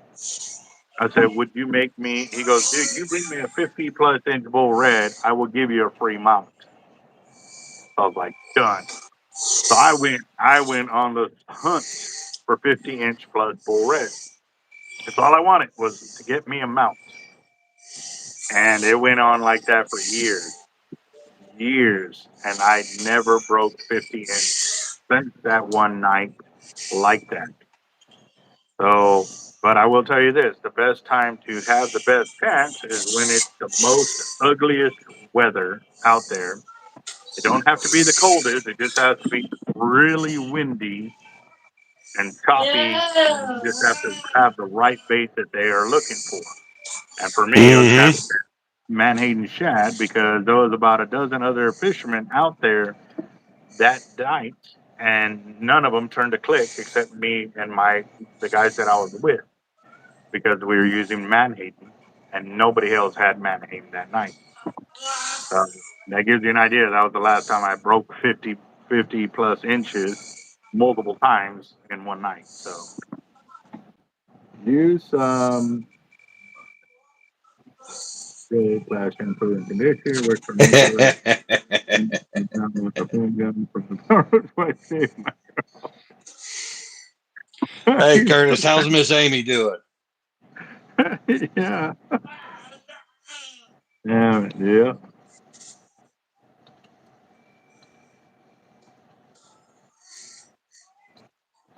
No doubt. That's hilarious right there. That and how's the weather been treating y'all out there, boss? Things kind of calmed down for y'all? I won't tell you what it's been. We haven't broke 70 degrees in 3 days. Dang it. So y'all ain't even running the AC, huh? Mm-mm. Hey, Amy,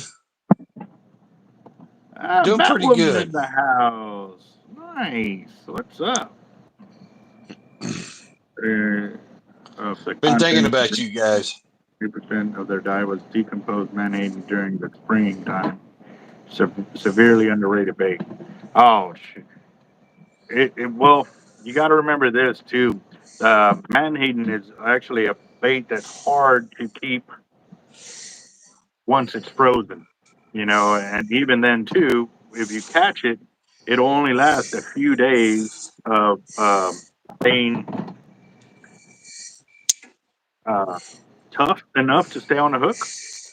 And even if you bought it frozen and you defrost it, if you don't defrost it a certain way, it turns to mush and it won't stay on your hook. So, I uh, usually just threw them in pantyhose, and that's how I caught that one red. yeah, yeah. And actually, to tell you the truth, doing the pantyhose on small baits like that, I really didn't do at that time because we were spoiled at being able to catch all the bait we wanted whenever we went out to the pier. You know what I mean? So we really never Yeah. had to worry about learning those tricks and techniques until Bob Hall Pier wasn't no longer there. And then when you could get your bait, then you had to learn that different kind of deal. So Yeah. Yeah, Curtis, it's been cooled off up here. We started getting some rain, and it just cooled everything off.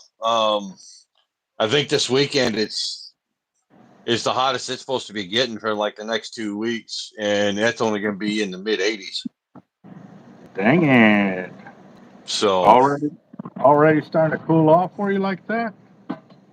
oh yeah, you want to see something? See if it'll show it. Okay, if it was one of the latest pictures. Come on, you dirty Boston. Yeah, no, I started salting baits and stuff like that as well. But they're also limited on the amount of time they'll stay salted because you leave them there too long and not using them, they pretty much dry up completely. Yeah, I started salting my Manhattan like that. I would actually, I'd soak them in a brine, a frozen slush brine, um, and then I would take them out and then put them into the freezer, and I would freeze them like that. And man, they worked awesome, but you had a time limit of using it, before they would totally just turn to beef jerky kind of deal. So, Oh, wrong one. Damn it. Well, now I can't find a damn thing. But I've got a bush right out the. yeah, so the What? ones that you wear, Jacob. Well, yeah, they're perfectly good pantyhose. I'm not going to throw them away. Come on now. Is it that or because the stank is better? Well, you never know. Whatever works. So if it brings a fish in, brings a fish in. Turn and burn, turn and burn. Damn right. The So, leftover anyways, we got the. the fish bite, right?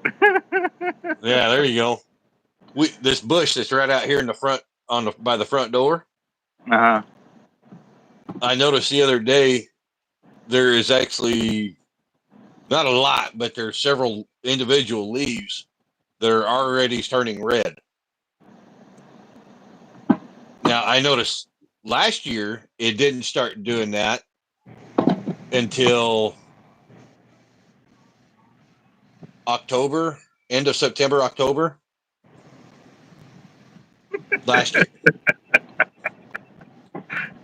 I wasn't trying to give all his secrets away either.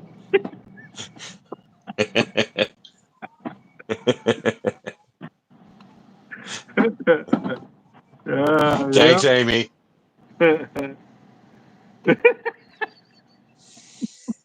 He definitely got Curtis's attention.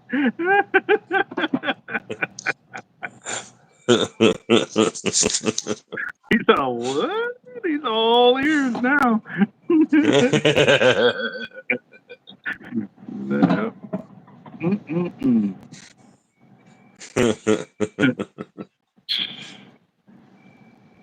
Yep. Definitely, you definitely have to do a 1 week wear, a 2 week wear. Well, I found that if you can get a 3-week wear, it actually the oils from your body kind of leach and make a nice little stream going downstream, and it actually makes them swim right up that oil slick and comes right at you. As soon as you said 3 week, I thought in my head the oil slick on that must be insane.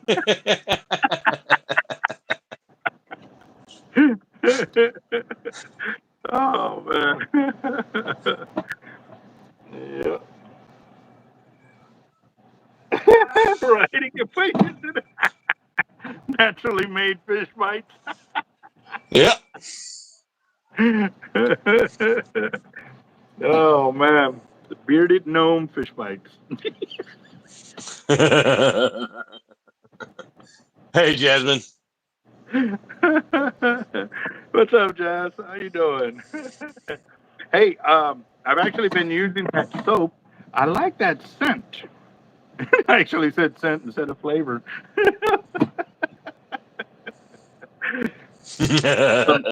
My kids have been catching me on that. Like I've got the True North, and I was showing them the different scents and stuff like that. And I was like, check out this flavor, check out this flavor. My kids look at me like, scent, Dad, scent. I'm like, no, flavor. No, flavor. Oh, thank you, Curtis. Thank you. I learned from the best. You have been a good teacher. Yeah. All we need in here now is John Holiday, man. Where's he been? Oh, Busy. yep, no doubt, no doubt. Yep. What's going on, Kruger? He was gonna make some flight lice and fried rice. You flick. Watching Lethal Weapon the other night. Yeah, that's Lethal Weapon 4. Yep. Hmm. Oh man, I was dying laughing when they had the when they were in Jasmine, the kind of scent we're talking about, you don't want to taste.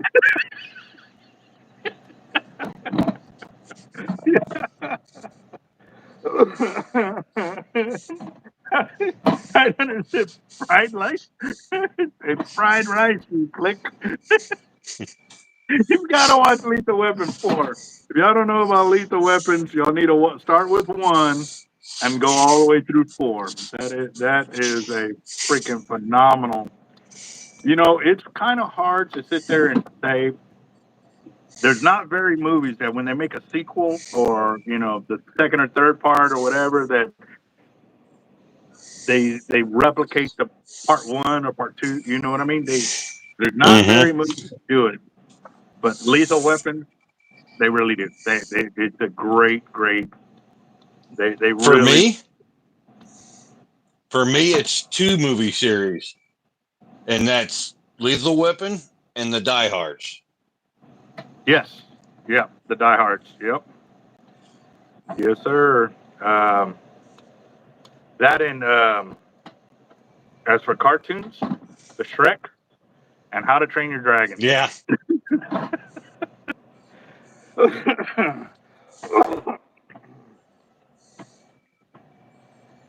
Flavor, I was moving my rifle range today. It was flooded. Oh, It smelled like New Orleans.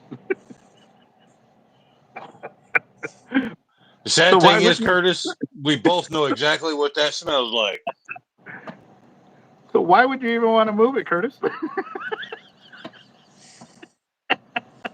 You ever been to a whorehouse in Oh, Mardi Gras? no, it's because he couldn't focus on the shooting. Is basically what it was.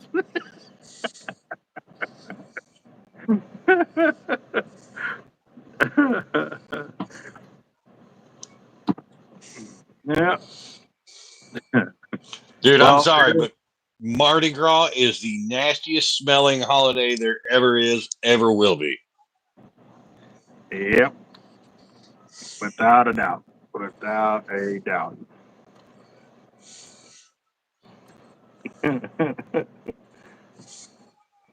Yes, and if anybody wonders, Curtis does not have a filter. So if you are easily offended, please see yourself out the door. please, please swipe left.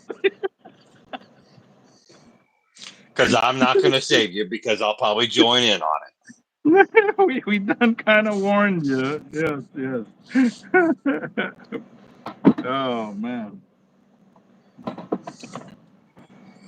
And some of the conversations me and Curtis have had, it definitely not meant for you two. Yeah, yeah, yeah. Well, that's when we normally keep those conversations at those different places. not on YouTube. Yeah, definitely could cause some interruption. Oh man, let's see. I like 900. If you are easily offended, you are the problem, not a yes. Yep. Yep, no doubt. So, um,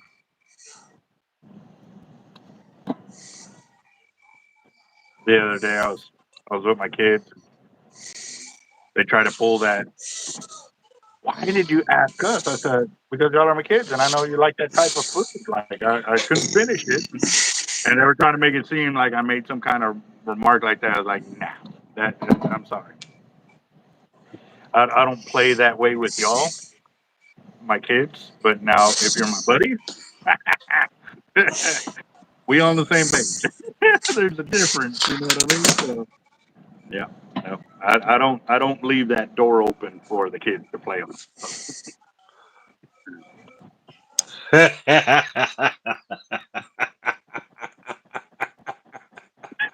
Mechanic, yes, mechanic. Yep. Oh, damn. So I found out the other day that the Amish do have an actual phone line, like for their tribe or town or whatever, but it's one line for everybody to share. It's like the old party lines. Yeah, yeah, Yeah. But it's not run by a phone company or anything else. It's run by their own community. yeah, yep. That and it all depends on what branch of the Amish community they're in.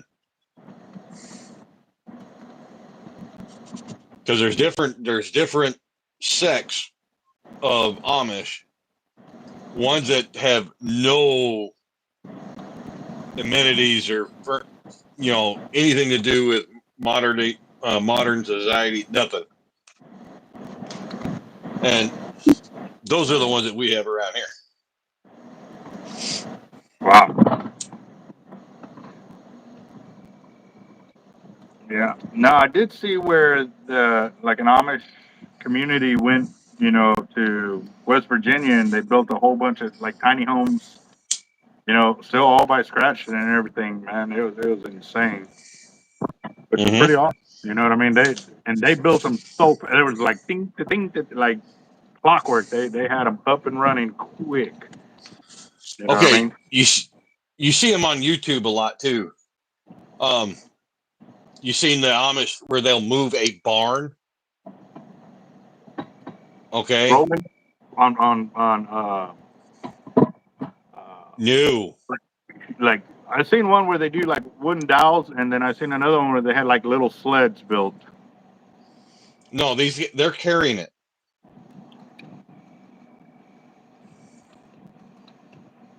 I don't think I've seen that one. Yeah, there's holy crap. No wheels, no nothing. There's about 150 guys inside this barn with people around them and everything else, guiding and everything else. But yeah, by hand, sitting there walking down and holding the floor beams so they could carry this thing to its new location. Carried it. I have not seen that one. I did see where they put like telephone pole, big wooden dowels kind of deal on the floor, and they were pushing it. They would take the last beam and move it and move it and move it and move it. They Right. moved it over that way, yeah. But this wasn't a short move. This was a mile down the road. Yep.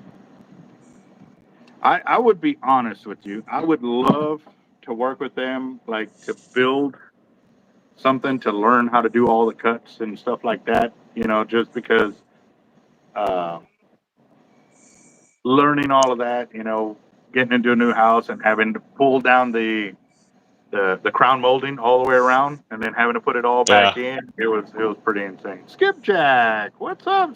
Hey, Skipjack Cindy. in the house. Yeah, Curtis. Yeah, the ordained. He has the Mennonites and the Amish down over there. Grocery store where we had about. Mm-hmm.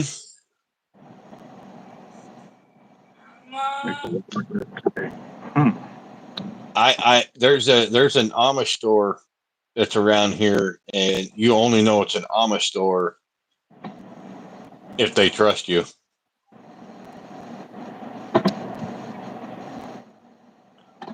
Because they sell raw milk, stuff like that. Wow. Mm-mm-mm. Well, the good thing is they know the sexes of the bulls and the cows. That just popped into my head, and I saw a lady. She was going to start milking a cow, and she asked, "So for those Fox News reporters over here, I'd like to see y'all go milk a bull." Yeah. That was up, man. I was like, yes.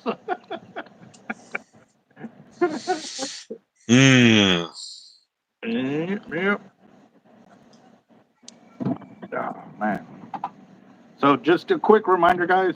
The Mahi rod combo is already at a little over $1,500.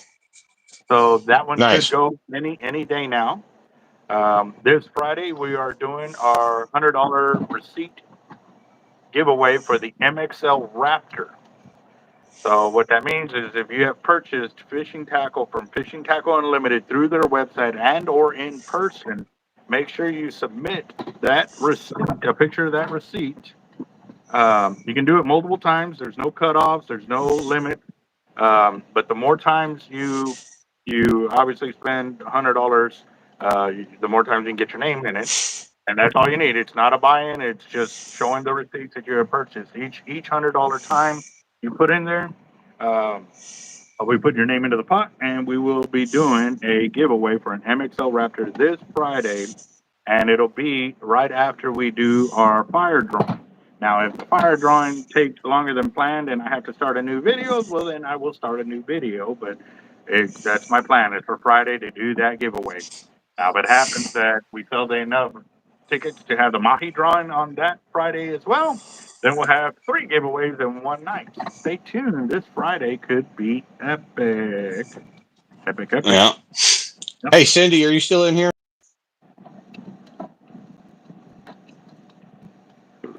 DEI cast. Oh my gosh.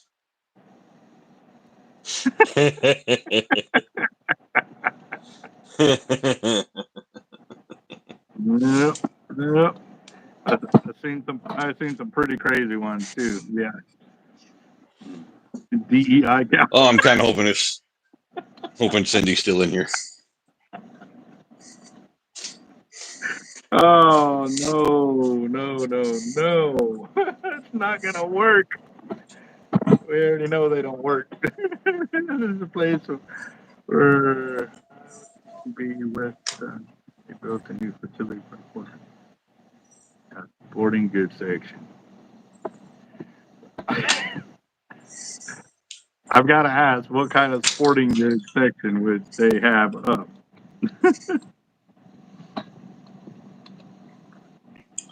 Stupid piece of horse manure.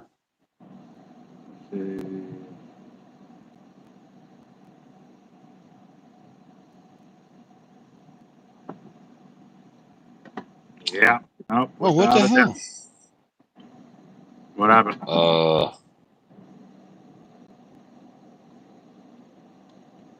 What the shit? You all right there? No, the little section for the green screen is no longer here. What, to take it off or to change it? Change it, take it off. It's not freaking there.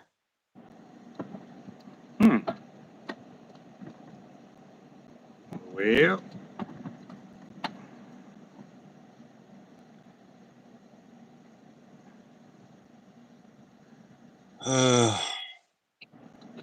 What the can I hell? get $25 for some to eat?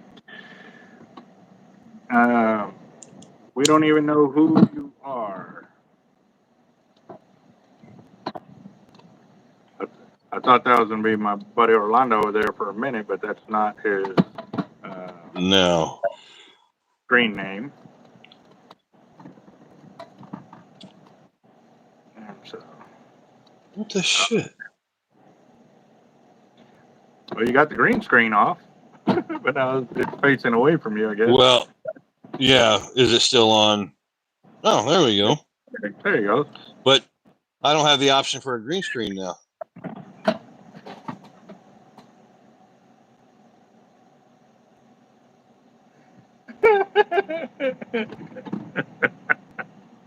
See, and that's what I thought too, Curtis. I thought my head was swollen.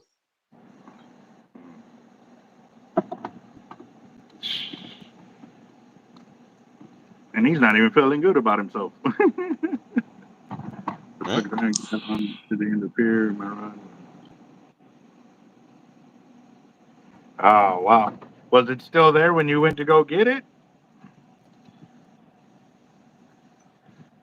I remember I left, I was a quarter of the way up the pier and I was fishing there. And then I said, you know what, I'm going to go and head down to the end of the pier. I got down to the end of the pier and, you know, as soon as I got down to the end, I realized that I left my big old tackle bag back where I was. So by the time I walked back down there, I thought it would still be sitting there. And yeah, it was gone. It probably had about See what I mean, Albert? $5,000 to $10,000 worth of gear in it. So you're saying basically they're turning the color for the like autumn colors starting Yeah, to come in. this thing starts turning red when cold weather is starting to come in, or cooler weather.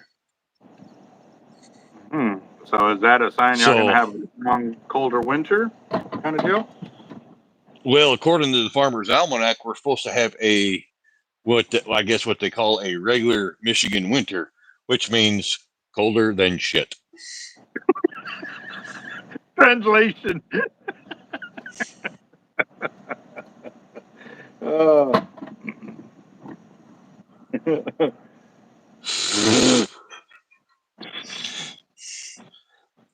Yeah, talking about wood of my head.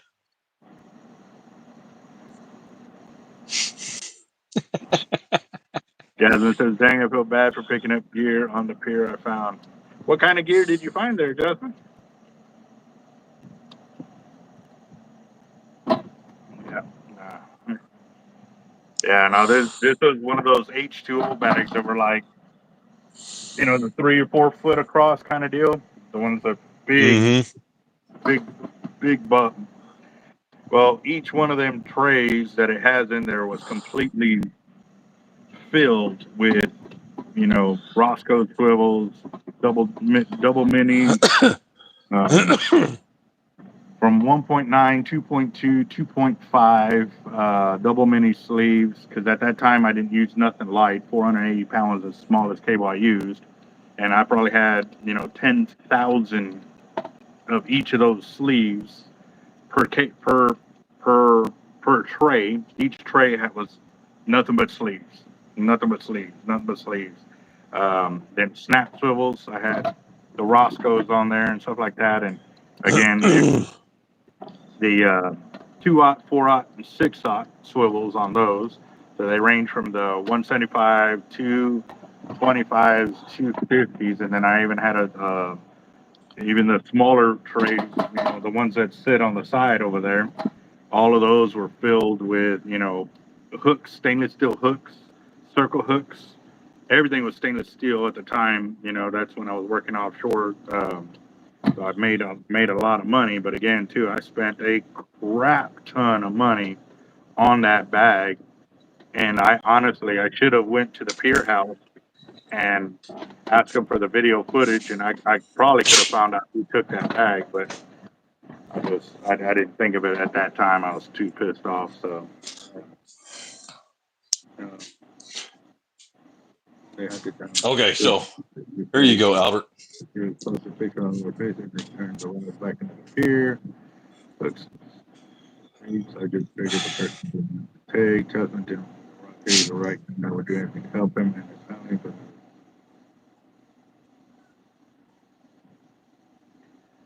no, he didn't drive the short bus. No, no, no. His favorite flavor was 409.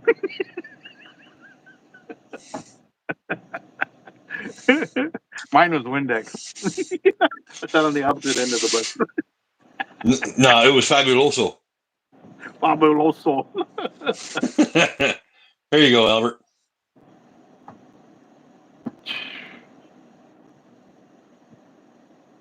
That's a whole lot of flavors, bro.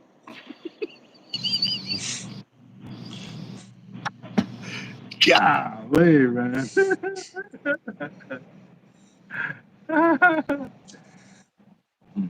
And that's not all my butters. I don't want to see your other butters, bro.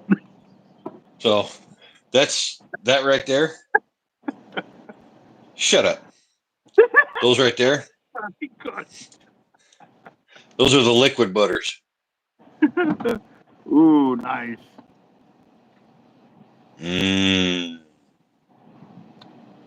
Oh, I gotta say that the Irish goodbye that I got on this one, I like it this time. I don't know why I didn't. I guess I wasn't too keen when I got the first shipment on it. Like it took me forever to finish the Irish goodbye, but this one I like it a lot more. So. Windex has always got it. Yeah. Mm-hmm. Yeah. Well, yeah. No, see and what was Curtis was saying. If Curtis isn't picking on me or poking jabs at me, he's mad at me. Yeah. Let's see. Man, smell good? Yeah. Yeah. I remember one time the DI he sprayed it into, they were doing the smell good into everybody's mouth before an inspection. And we also were having rifle cleanup at the same time. And so he picked up and he sprayed a bottle, and the kid was like, he goes, "Why are you making that face for?" Like, that's not smoke good. And he goes, and he looked down and he realized he sprayed him with the uh, the lubricating oil that we had for the rifle. Curtis, you were not supposed to say anything. Well, I mean, he had to say something because his breath was really going to stink. It was either one, or he was going to turn on the inspector because he smelled like lube rather than. Yeah.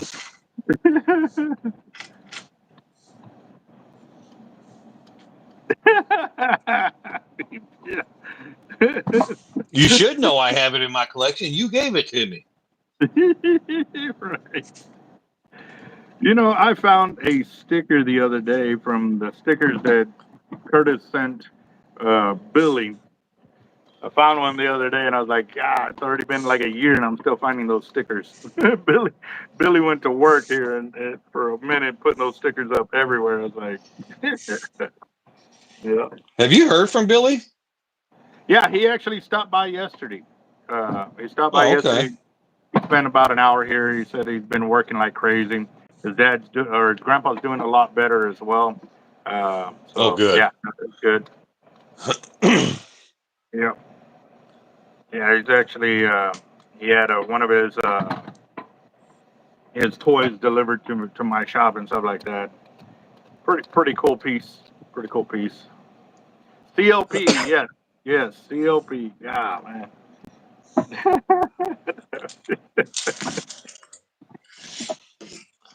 I was hoping that one of these times I could catch him if he comes into one of the lives. I think I actually nailed down a design I want for his fly rod case. Oh, nice. Well, like I said, Yeah. guys, I'm gonna. No, you're not. I think I went through a bit of depression um, because, like I said, trying to handle everything that I was handling and stuff like that, and it was really hard to go live and like focus on what I needed to say, other than and it was real hard. I mean, when you do a live and you're there solo, you've got to have something to talk about. And for a time there, like I couldn't focus on what I needed to talk about or wanted to talk about, and so that's why I honestly have to feel some type of depression period. Um, but also too, it was like it's hard to sit here. Like when I'm sitting here and I'm doing this, then I'm cool. I'm okay with it because I'm not having to move the camera around too much. But when I knew I had to get up and do this and do that, like it's extremely hard to move all the gear and then do the camera, and then it just like I'm trying my best to do good videos for y'all and with y'all. And when I'm halfway out of the camera, most of the time it really doesn't help. So yeah.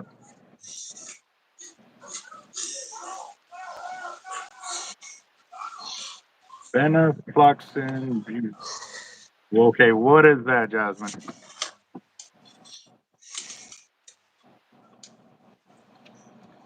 The back of the butter.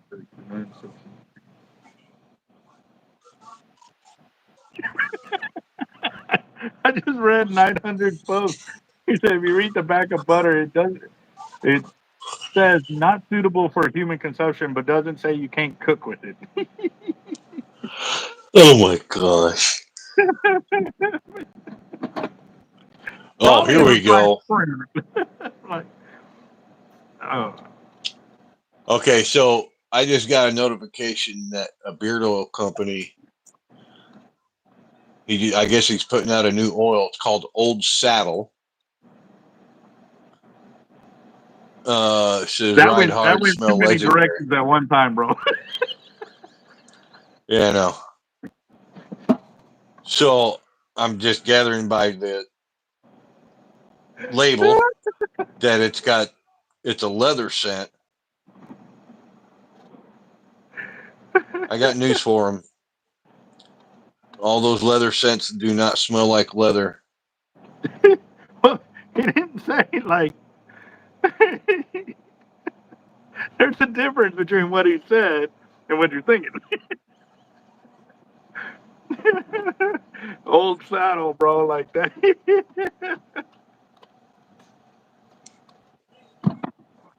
Well, I'm it could either sorry. smell like leather or his ex-wife. One of the two. Well, that or hold on. Let me see if I can find it. Let me see. Hold on. Let me see.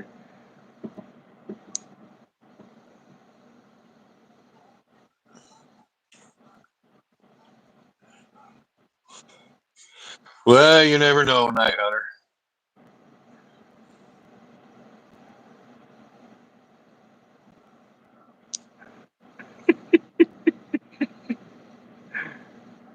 Let's see. Oh God, Everclear. Wow, memories.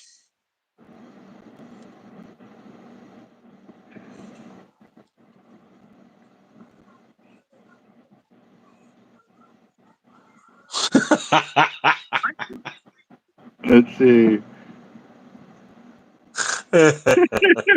Damn it, Curtis. Oh my God.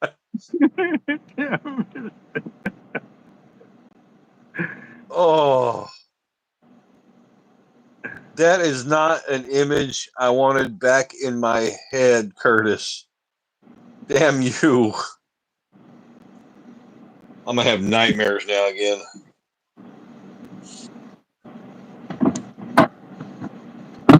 Let me see if I got it. Let's see if it does it.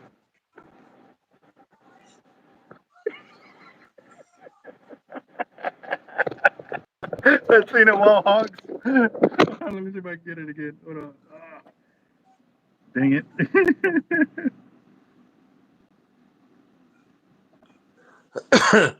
Well, trust me, Night Hunter. Yeah, the nights that involved in the Everclear, yeah, you never remember drinking it.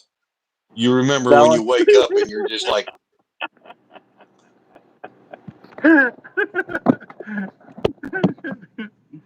Oh, I'm sorry. When you said that scent, that's the immediate thing I thought of right there. Let's see. If I was on Everclear for a short time, right? Let's see. oof. Remember Yeah. them? Them trash can parties? Mm-hmm. Ugh, Yeah. God.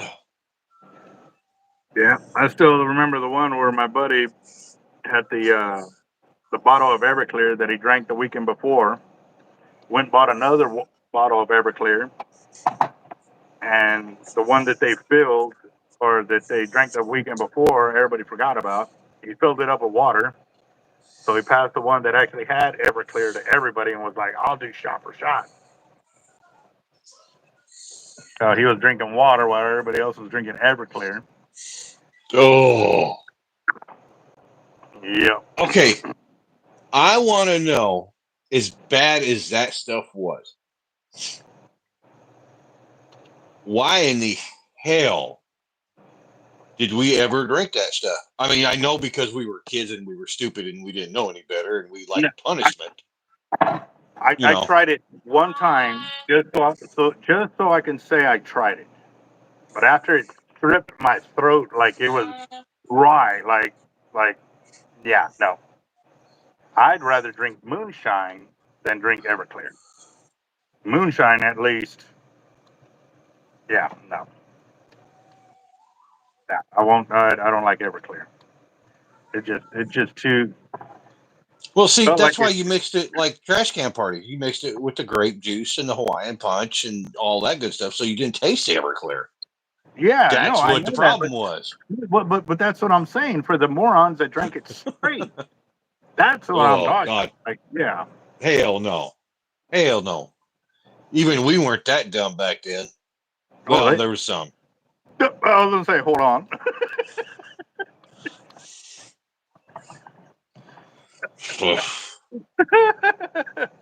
Yeah.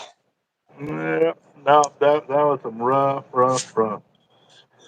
Yeah. I'd rather shave a bobcat's ass in a freaking phone booth with a wooden spoon than do that again. Now I'll tell you the worst one for me was Booker's, the one that's aged for like 5 or 7 years, unfiltered, undistilled. That comes in that the wooden carton or whatever. Yep. That Yep. is the nastiest liquor that I have ever. Ugh, that one. That one. Or You the took a Mad shot. Dog 2020s. No, shoot. Mad Dog 2020s were wine coolers compared to Booker's. Nasty. They were Yeah, but nasty.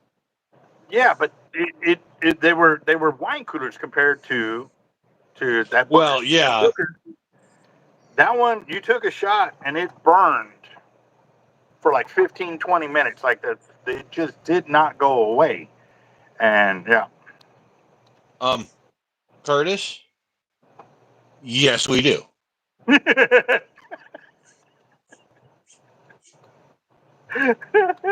he's probably giving us a warning that like it may not be, above an R rating over here. He's probably giving us a warning. Right, Yep. Curtis? Mm-hmm. Because it didn't have to be cold to drink it. Yeah. Dude. Yeah. Now Oh my Thunderbird was a great gosh. one.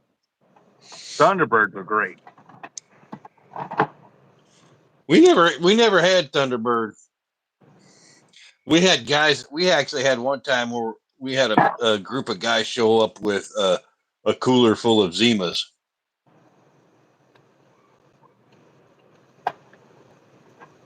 Yeah. My son's asleep. Talk. Right. Yeah. It got bad. It got bad. I can tell you this. Me and a buddy, we finished. There's about this much of leftover Bookers out of a bottle. And it took us 3 hours between me and him. And this dude was the one who was drinking Everclear a few weekends before that. This dude, like, straight. If he Dude, had blood in his system, it'd be like 2%. that stuff is what we consider rot gut. Yeah. Yeah. And I think rot gut whiskey is a step above that stuff. It was. So after we finished that, we went to a bottle of Bacardi Limon. The big bottle like that. And we're sitting there, we're still burning from the Bookers. I was like, damn, screw it. So I took a shot and it went down. I was like, God, that felt so good.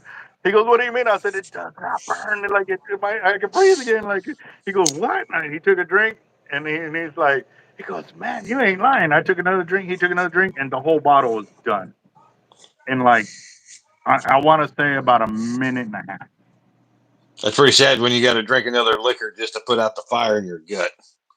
We weren't even kidding. Like, so we sat there and we looked and we're like, what are we going to do next? So we had a bottle of brandy, the E&J, and we started doing that one next. So basically, we killed two and a quarter bottles in about 3 hours and 30 minutes. The whole 3 hours was the Bookers. That was insane. Yeah, Jasmine, it's basically like a wine cooler, but it was clear and it was in a clear bottle with blue labels or black labels and black and silver or something like that. I can't remember, but they were basically the wine cooler, almost like a Bartles and James. If you remember Bartles and James, Which one are you talking about? The Thunderbirds? the Zimas. Oh yeah, they were too carbonated for me, man. It just. I try to do it, Although if you because wanted to, it's good. You do it with Jolly Ranchers or something inside of it. And, yeah, just yeah. no. Well, I mean, they were. I'm not going to say they weren't no rot gut stuff, but back then I didn't drink wine coolers. It was either beer or whiskey, and most of the time it was whiskey. Yeah. Nah, I stuck to the St. Ides. I used to work in an eye doctor's office, and I would tell him about the St. Ides, and he called him, "Hey, you drink any suicides this weekend?" I was like, "Suicides? Those drinks you're talking about? The St. Ides? The St. Ides?" He goes, "Yeah, the suicides." Yeah, we would kill a lot of those. So yeah, nah, but Crown Royal was my drink there for decades. I still will do it, but Mine was Jameson. mine ain't. It ain't like it used to be, where I used to like. I had bottles and bottles of that stuff ready to rock and roll. Yeah. Yeah, mine was Jameson, and it was either Coors or Miller. Is what Well, we it was just because it was Budweiser. cheaper. Yep. Mine was Budweiser for decades up until that Movani fiasco, and then I didn't drink any of the Budweiser. I still, actually, to this day, the only Budweiser products I've had, and it was just like the last few weeks, is the Budweiser Select. And it was only because the store I was at, that's pretty much all they had. So I was like, well, I'll try it. That's that Mexican candy or something like that, right? The marzipan, the peanut butter. This little disc will actually last me all day. And what is that again? It's like a peanut butter candy. Hmm. Yeah, blue, black, and silver labels on the Zima. Yeah.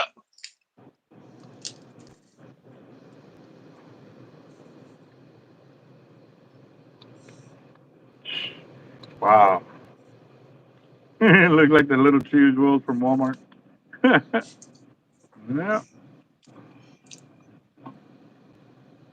see. And these 12s are going to be a pain in the butt to clean, but I think I'm going to call it after I'm finishing up these. But y'all can kind of see all the little.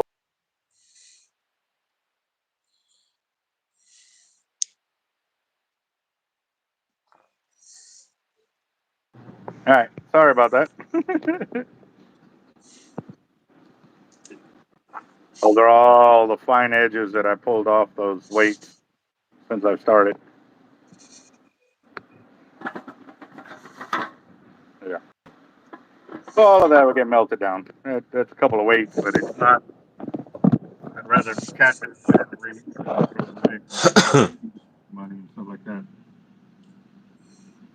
What?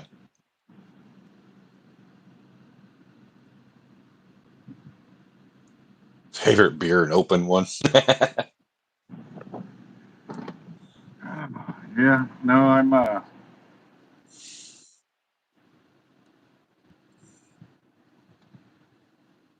In it. I don't know. It was like.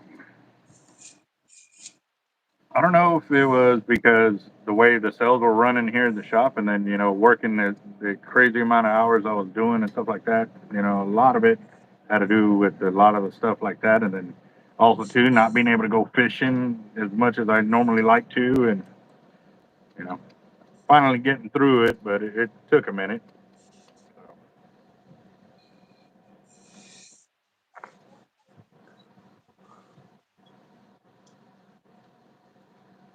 Yeah, no, like I said, the edges are they can cut your hand, but for me, it's making sure that my customers don't come back complaining that they're losing a lot of lines because they know exactly when it happens. So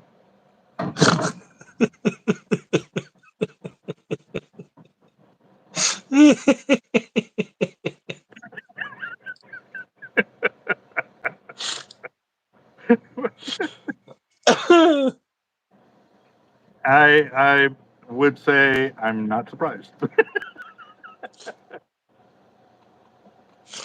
Oh man. Oh.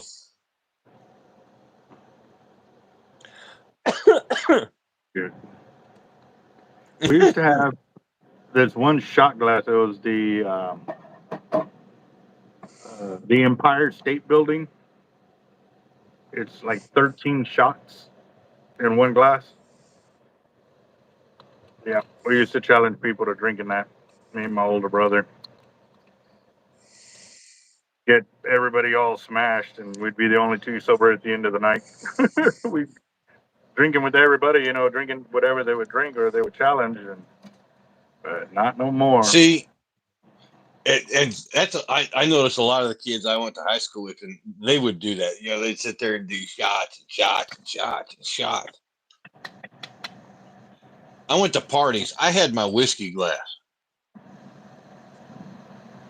and that's how I would drink my whiskey. I wasn't sitting there I wasn't drinking the whiskey to get drunk. I was drinking the whiskey to enjoy the whiskey. You know, even at a young age, back then I used to love the taste, the smell of like especially a Scotch whiskey. Mm. For me, it was Crown Royal. That was my flavor. It Take it took easy, took a John. while. Took a while to find it, but yeah, once I did, man, that was it. That's how I got all Yeah. my Crown Royal bag to cover all my reels. Every time I bought a bottle, I'd have a new bag to protect my reels and stuff. And I had a ton of them. I was gonna make a blanket of just straight Crown Royal bags and stuff like that, but I Yeah. ended up moving or something like that, and the box that had all of them in there uh, got Your rained wife threw on. them away. Like didn't know it got rained on, and then the mice got to it. So, God, I was so mad. It took me forever to fill up that box so I could make a comforter with it, and it didn't happen. So, Yeah. yeah. All right, John, you have a go, boss. 500 olive oil works the best, but Pam works great. You know what? You can try, Curtis, those little pumps. That way you can put the olive oil in and spray it like that, like the spam. Have to put a little more effort instead of just holding down the tip. I've tried Yes, Foster's beer. and I don't like it. Yeah, I would say it's yeah. The only beer I drink anymore is I have my couple Guinnesses, and that's about it. The Guinness I like the flavor, but it's not a beer you can sit there and just like hammer back on all night. You know what I mean? It's not a all night drinking beer kind of deal for me.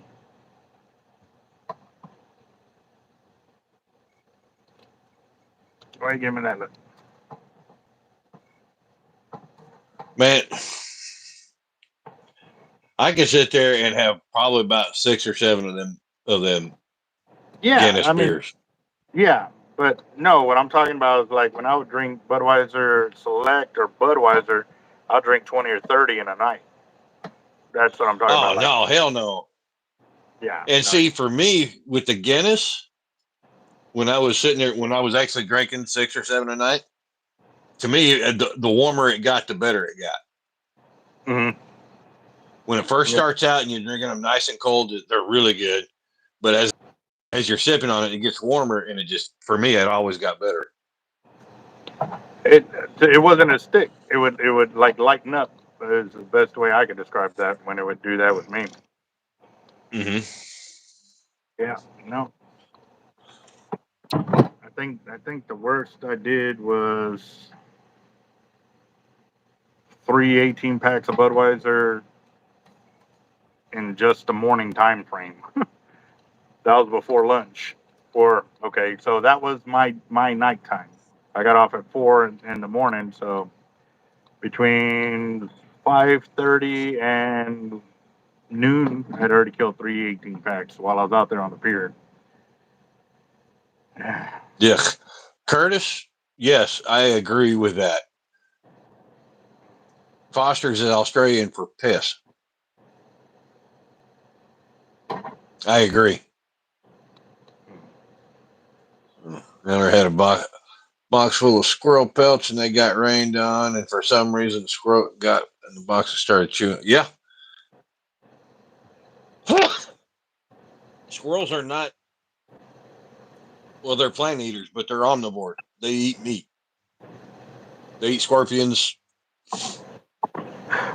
We ain't even got to ask, Curtis. We know why. You know.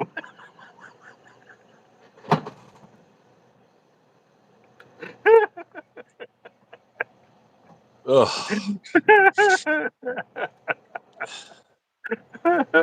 Oh man, somebody got held for review.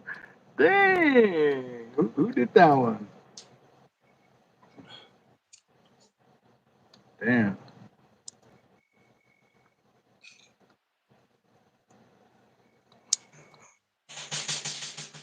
I wonder who got held on review on that one. That It was just said, Jasmine. huh? It was Jasmine. Oh, okay. I didn't even see it. So let's Thanks, see. Curtis. I don't know why it held that damn. So that was dumb. Ever had a black? Kruger. Yes, black and tans are awesome. Yep, I've had plenty of those. I went through a phase. I think for like 2 or 3 months, that's all I wanted to drink was black and tans. You will never see this man right here that his deep Irish ancestries ever drink a black and tan. Yeah, you were telling me something about that years ago when we were talking about black and tans. Yep, Oop. the black and tans were the British soldiers. That's the color of the uniforms they would wear when they had rule over Ireland. When the Ireland English were at war. All right, guys. So my phone just went dark. I literally got enough to say good night, everybody. I appreciate everybody coming to the channel. And remember, we got some giveaways going on Friday, big ones going on. Don't miss out. Jacked Up Leatherworks. Be sure to subscribe to his channel and check out his gear. And if I don't talk to you before Friday, man, good luck on everything, brother. Y'all have a blessed night. Love you, bro. Later, guys. Love you too.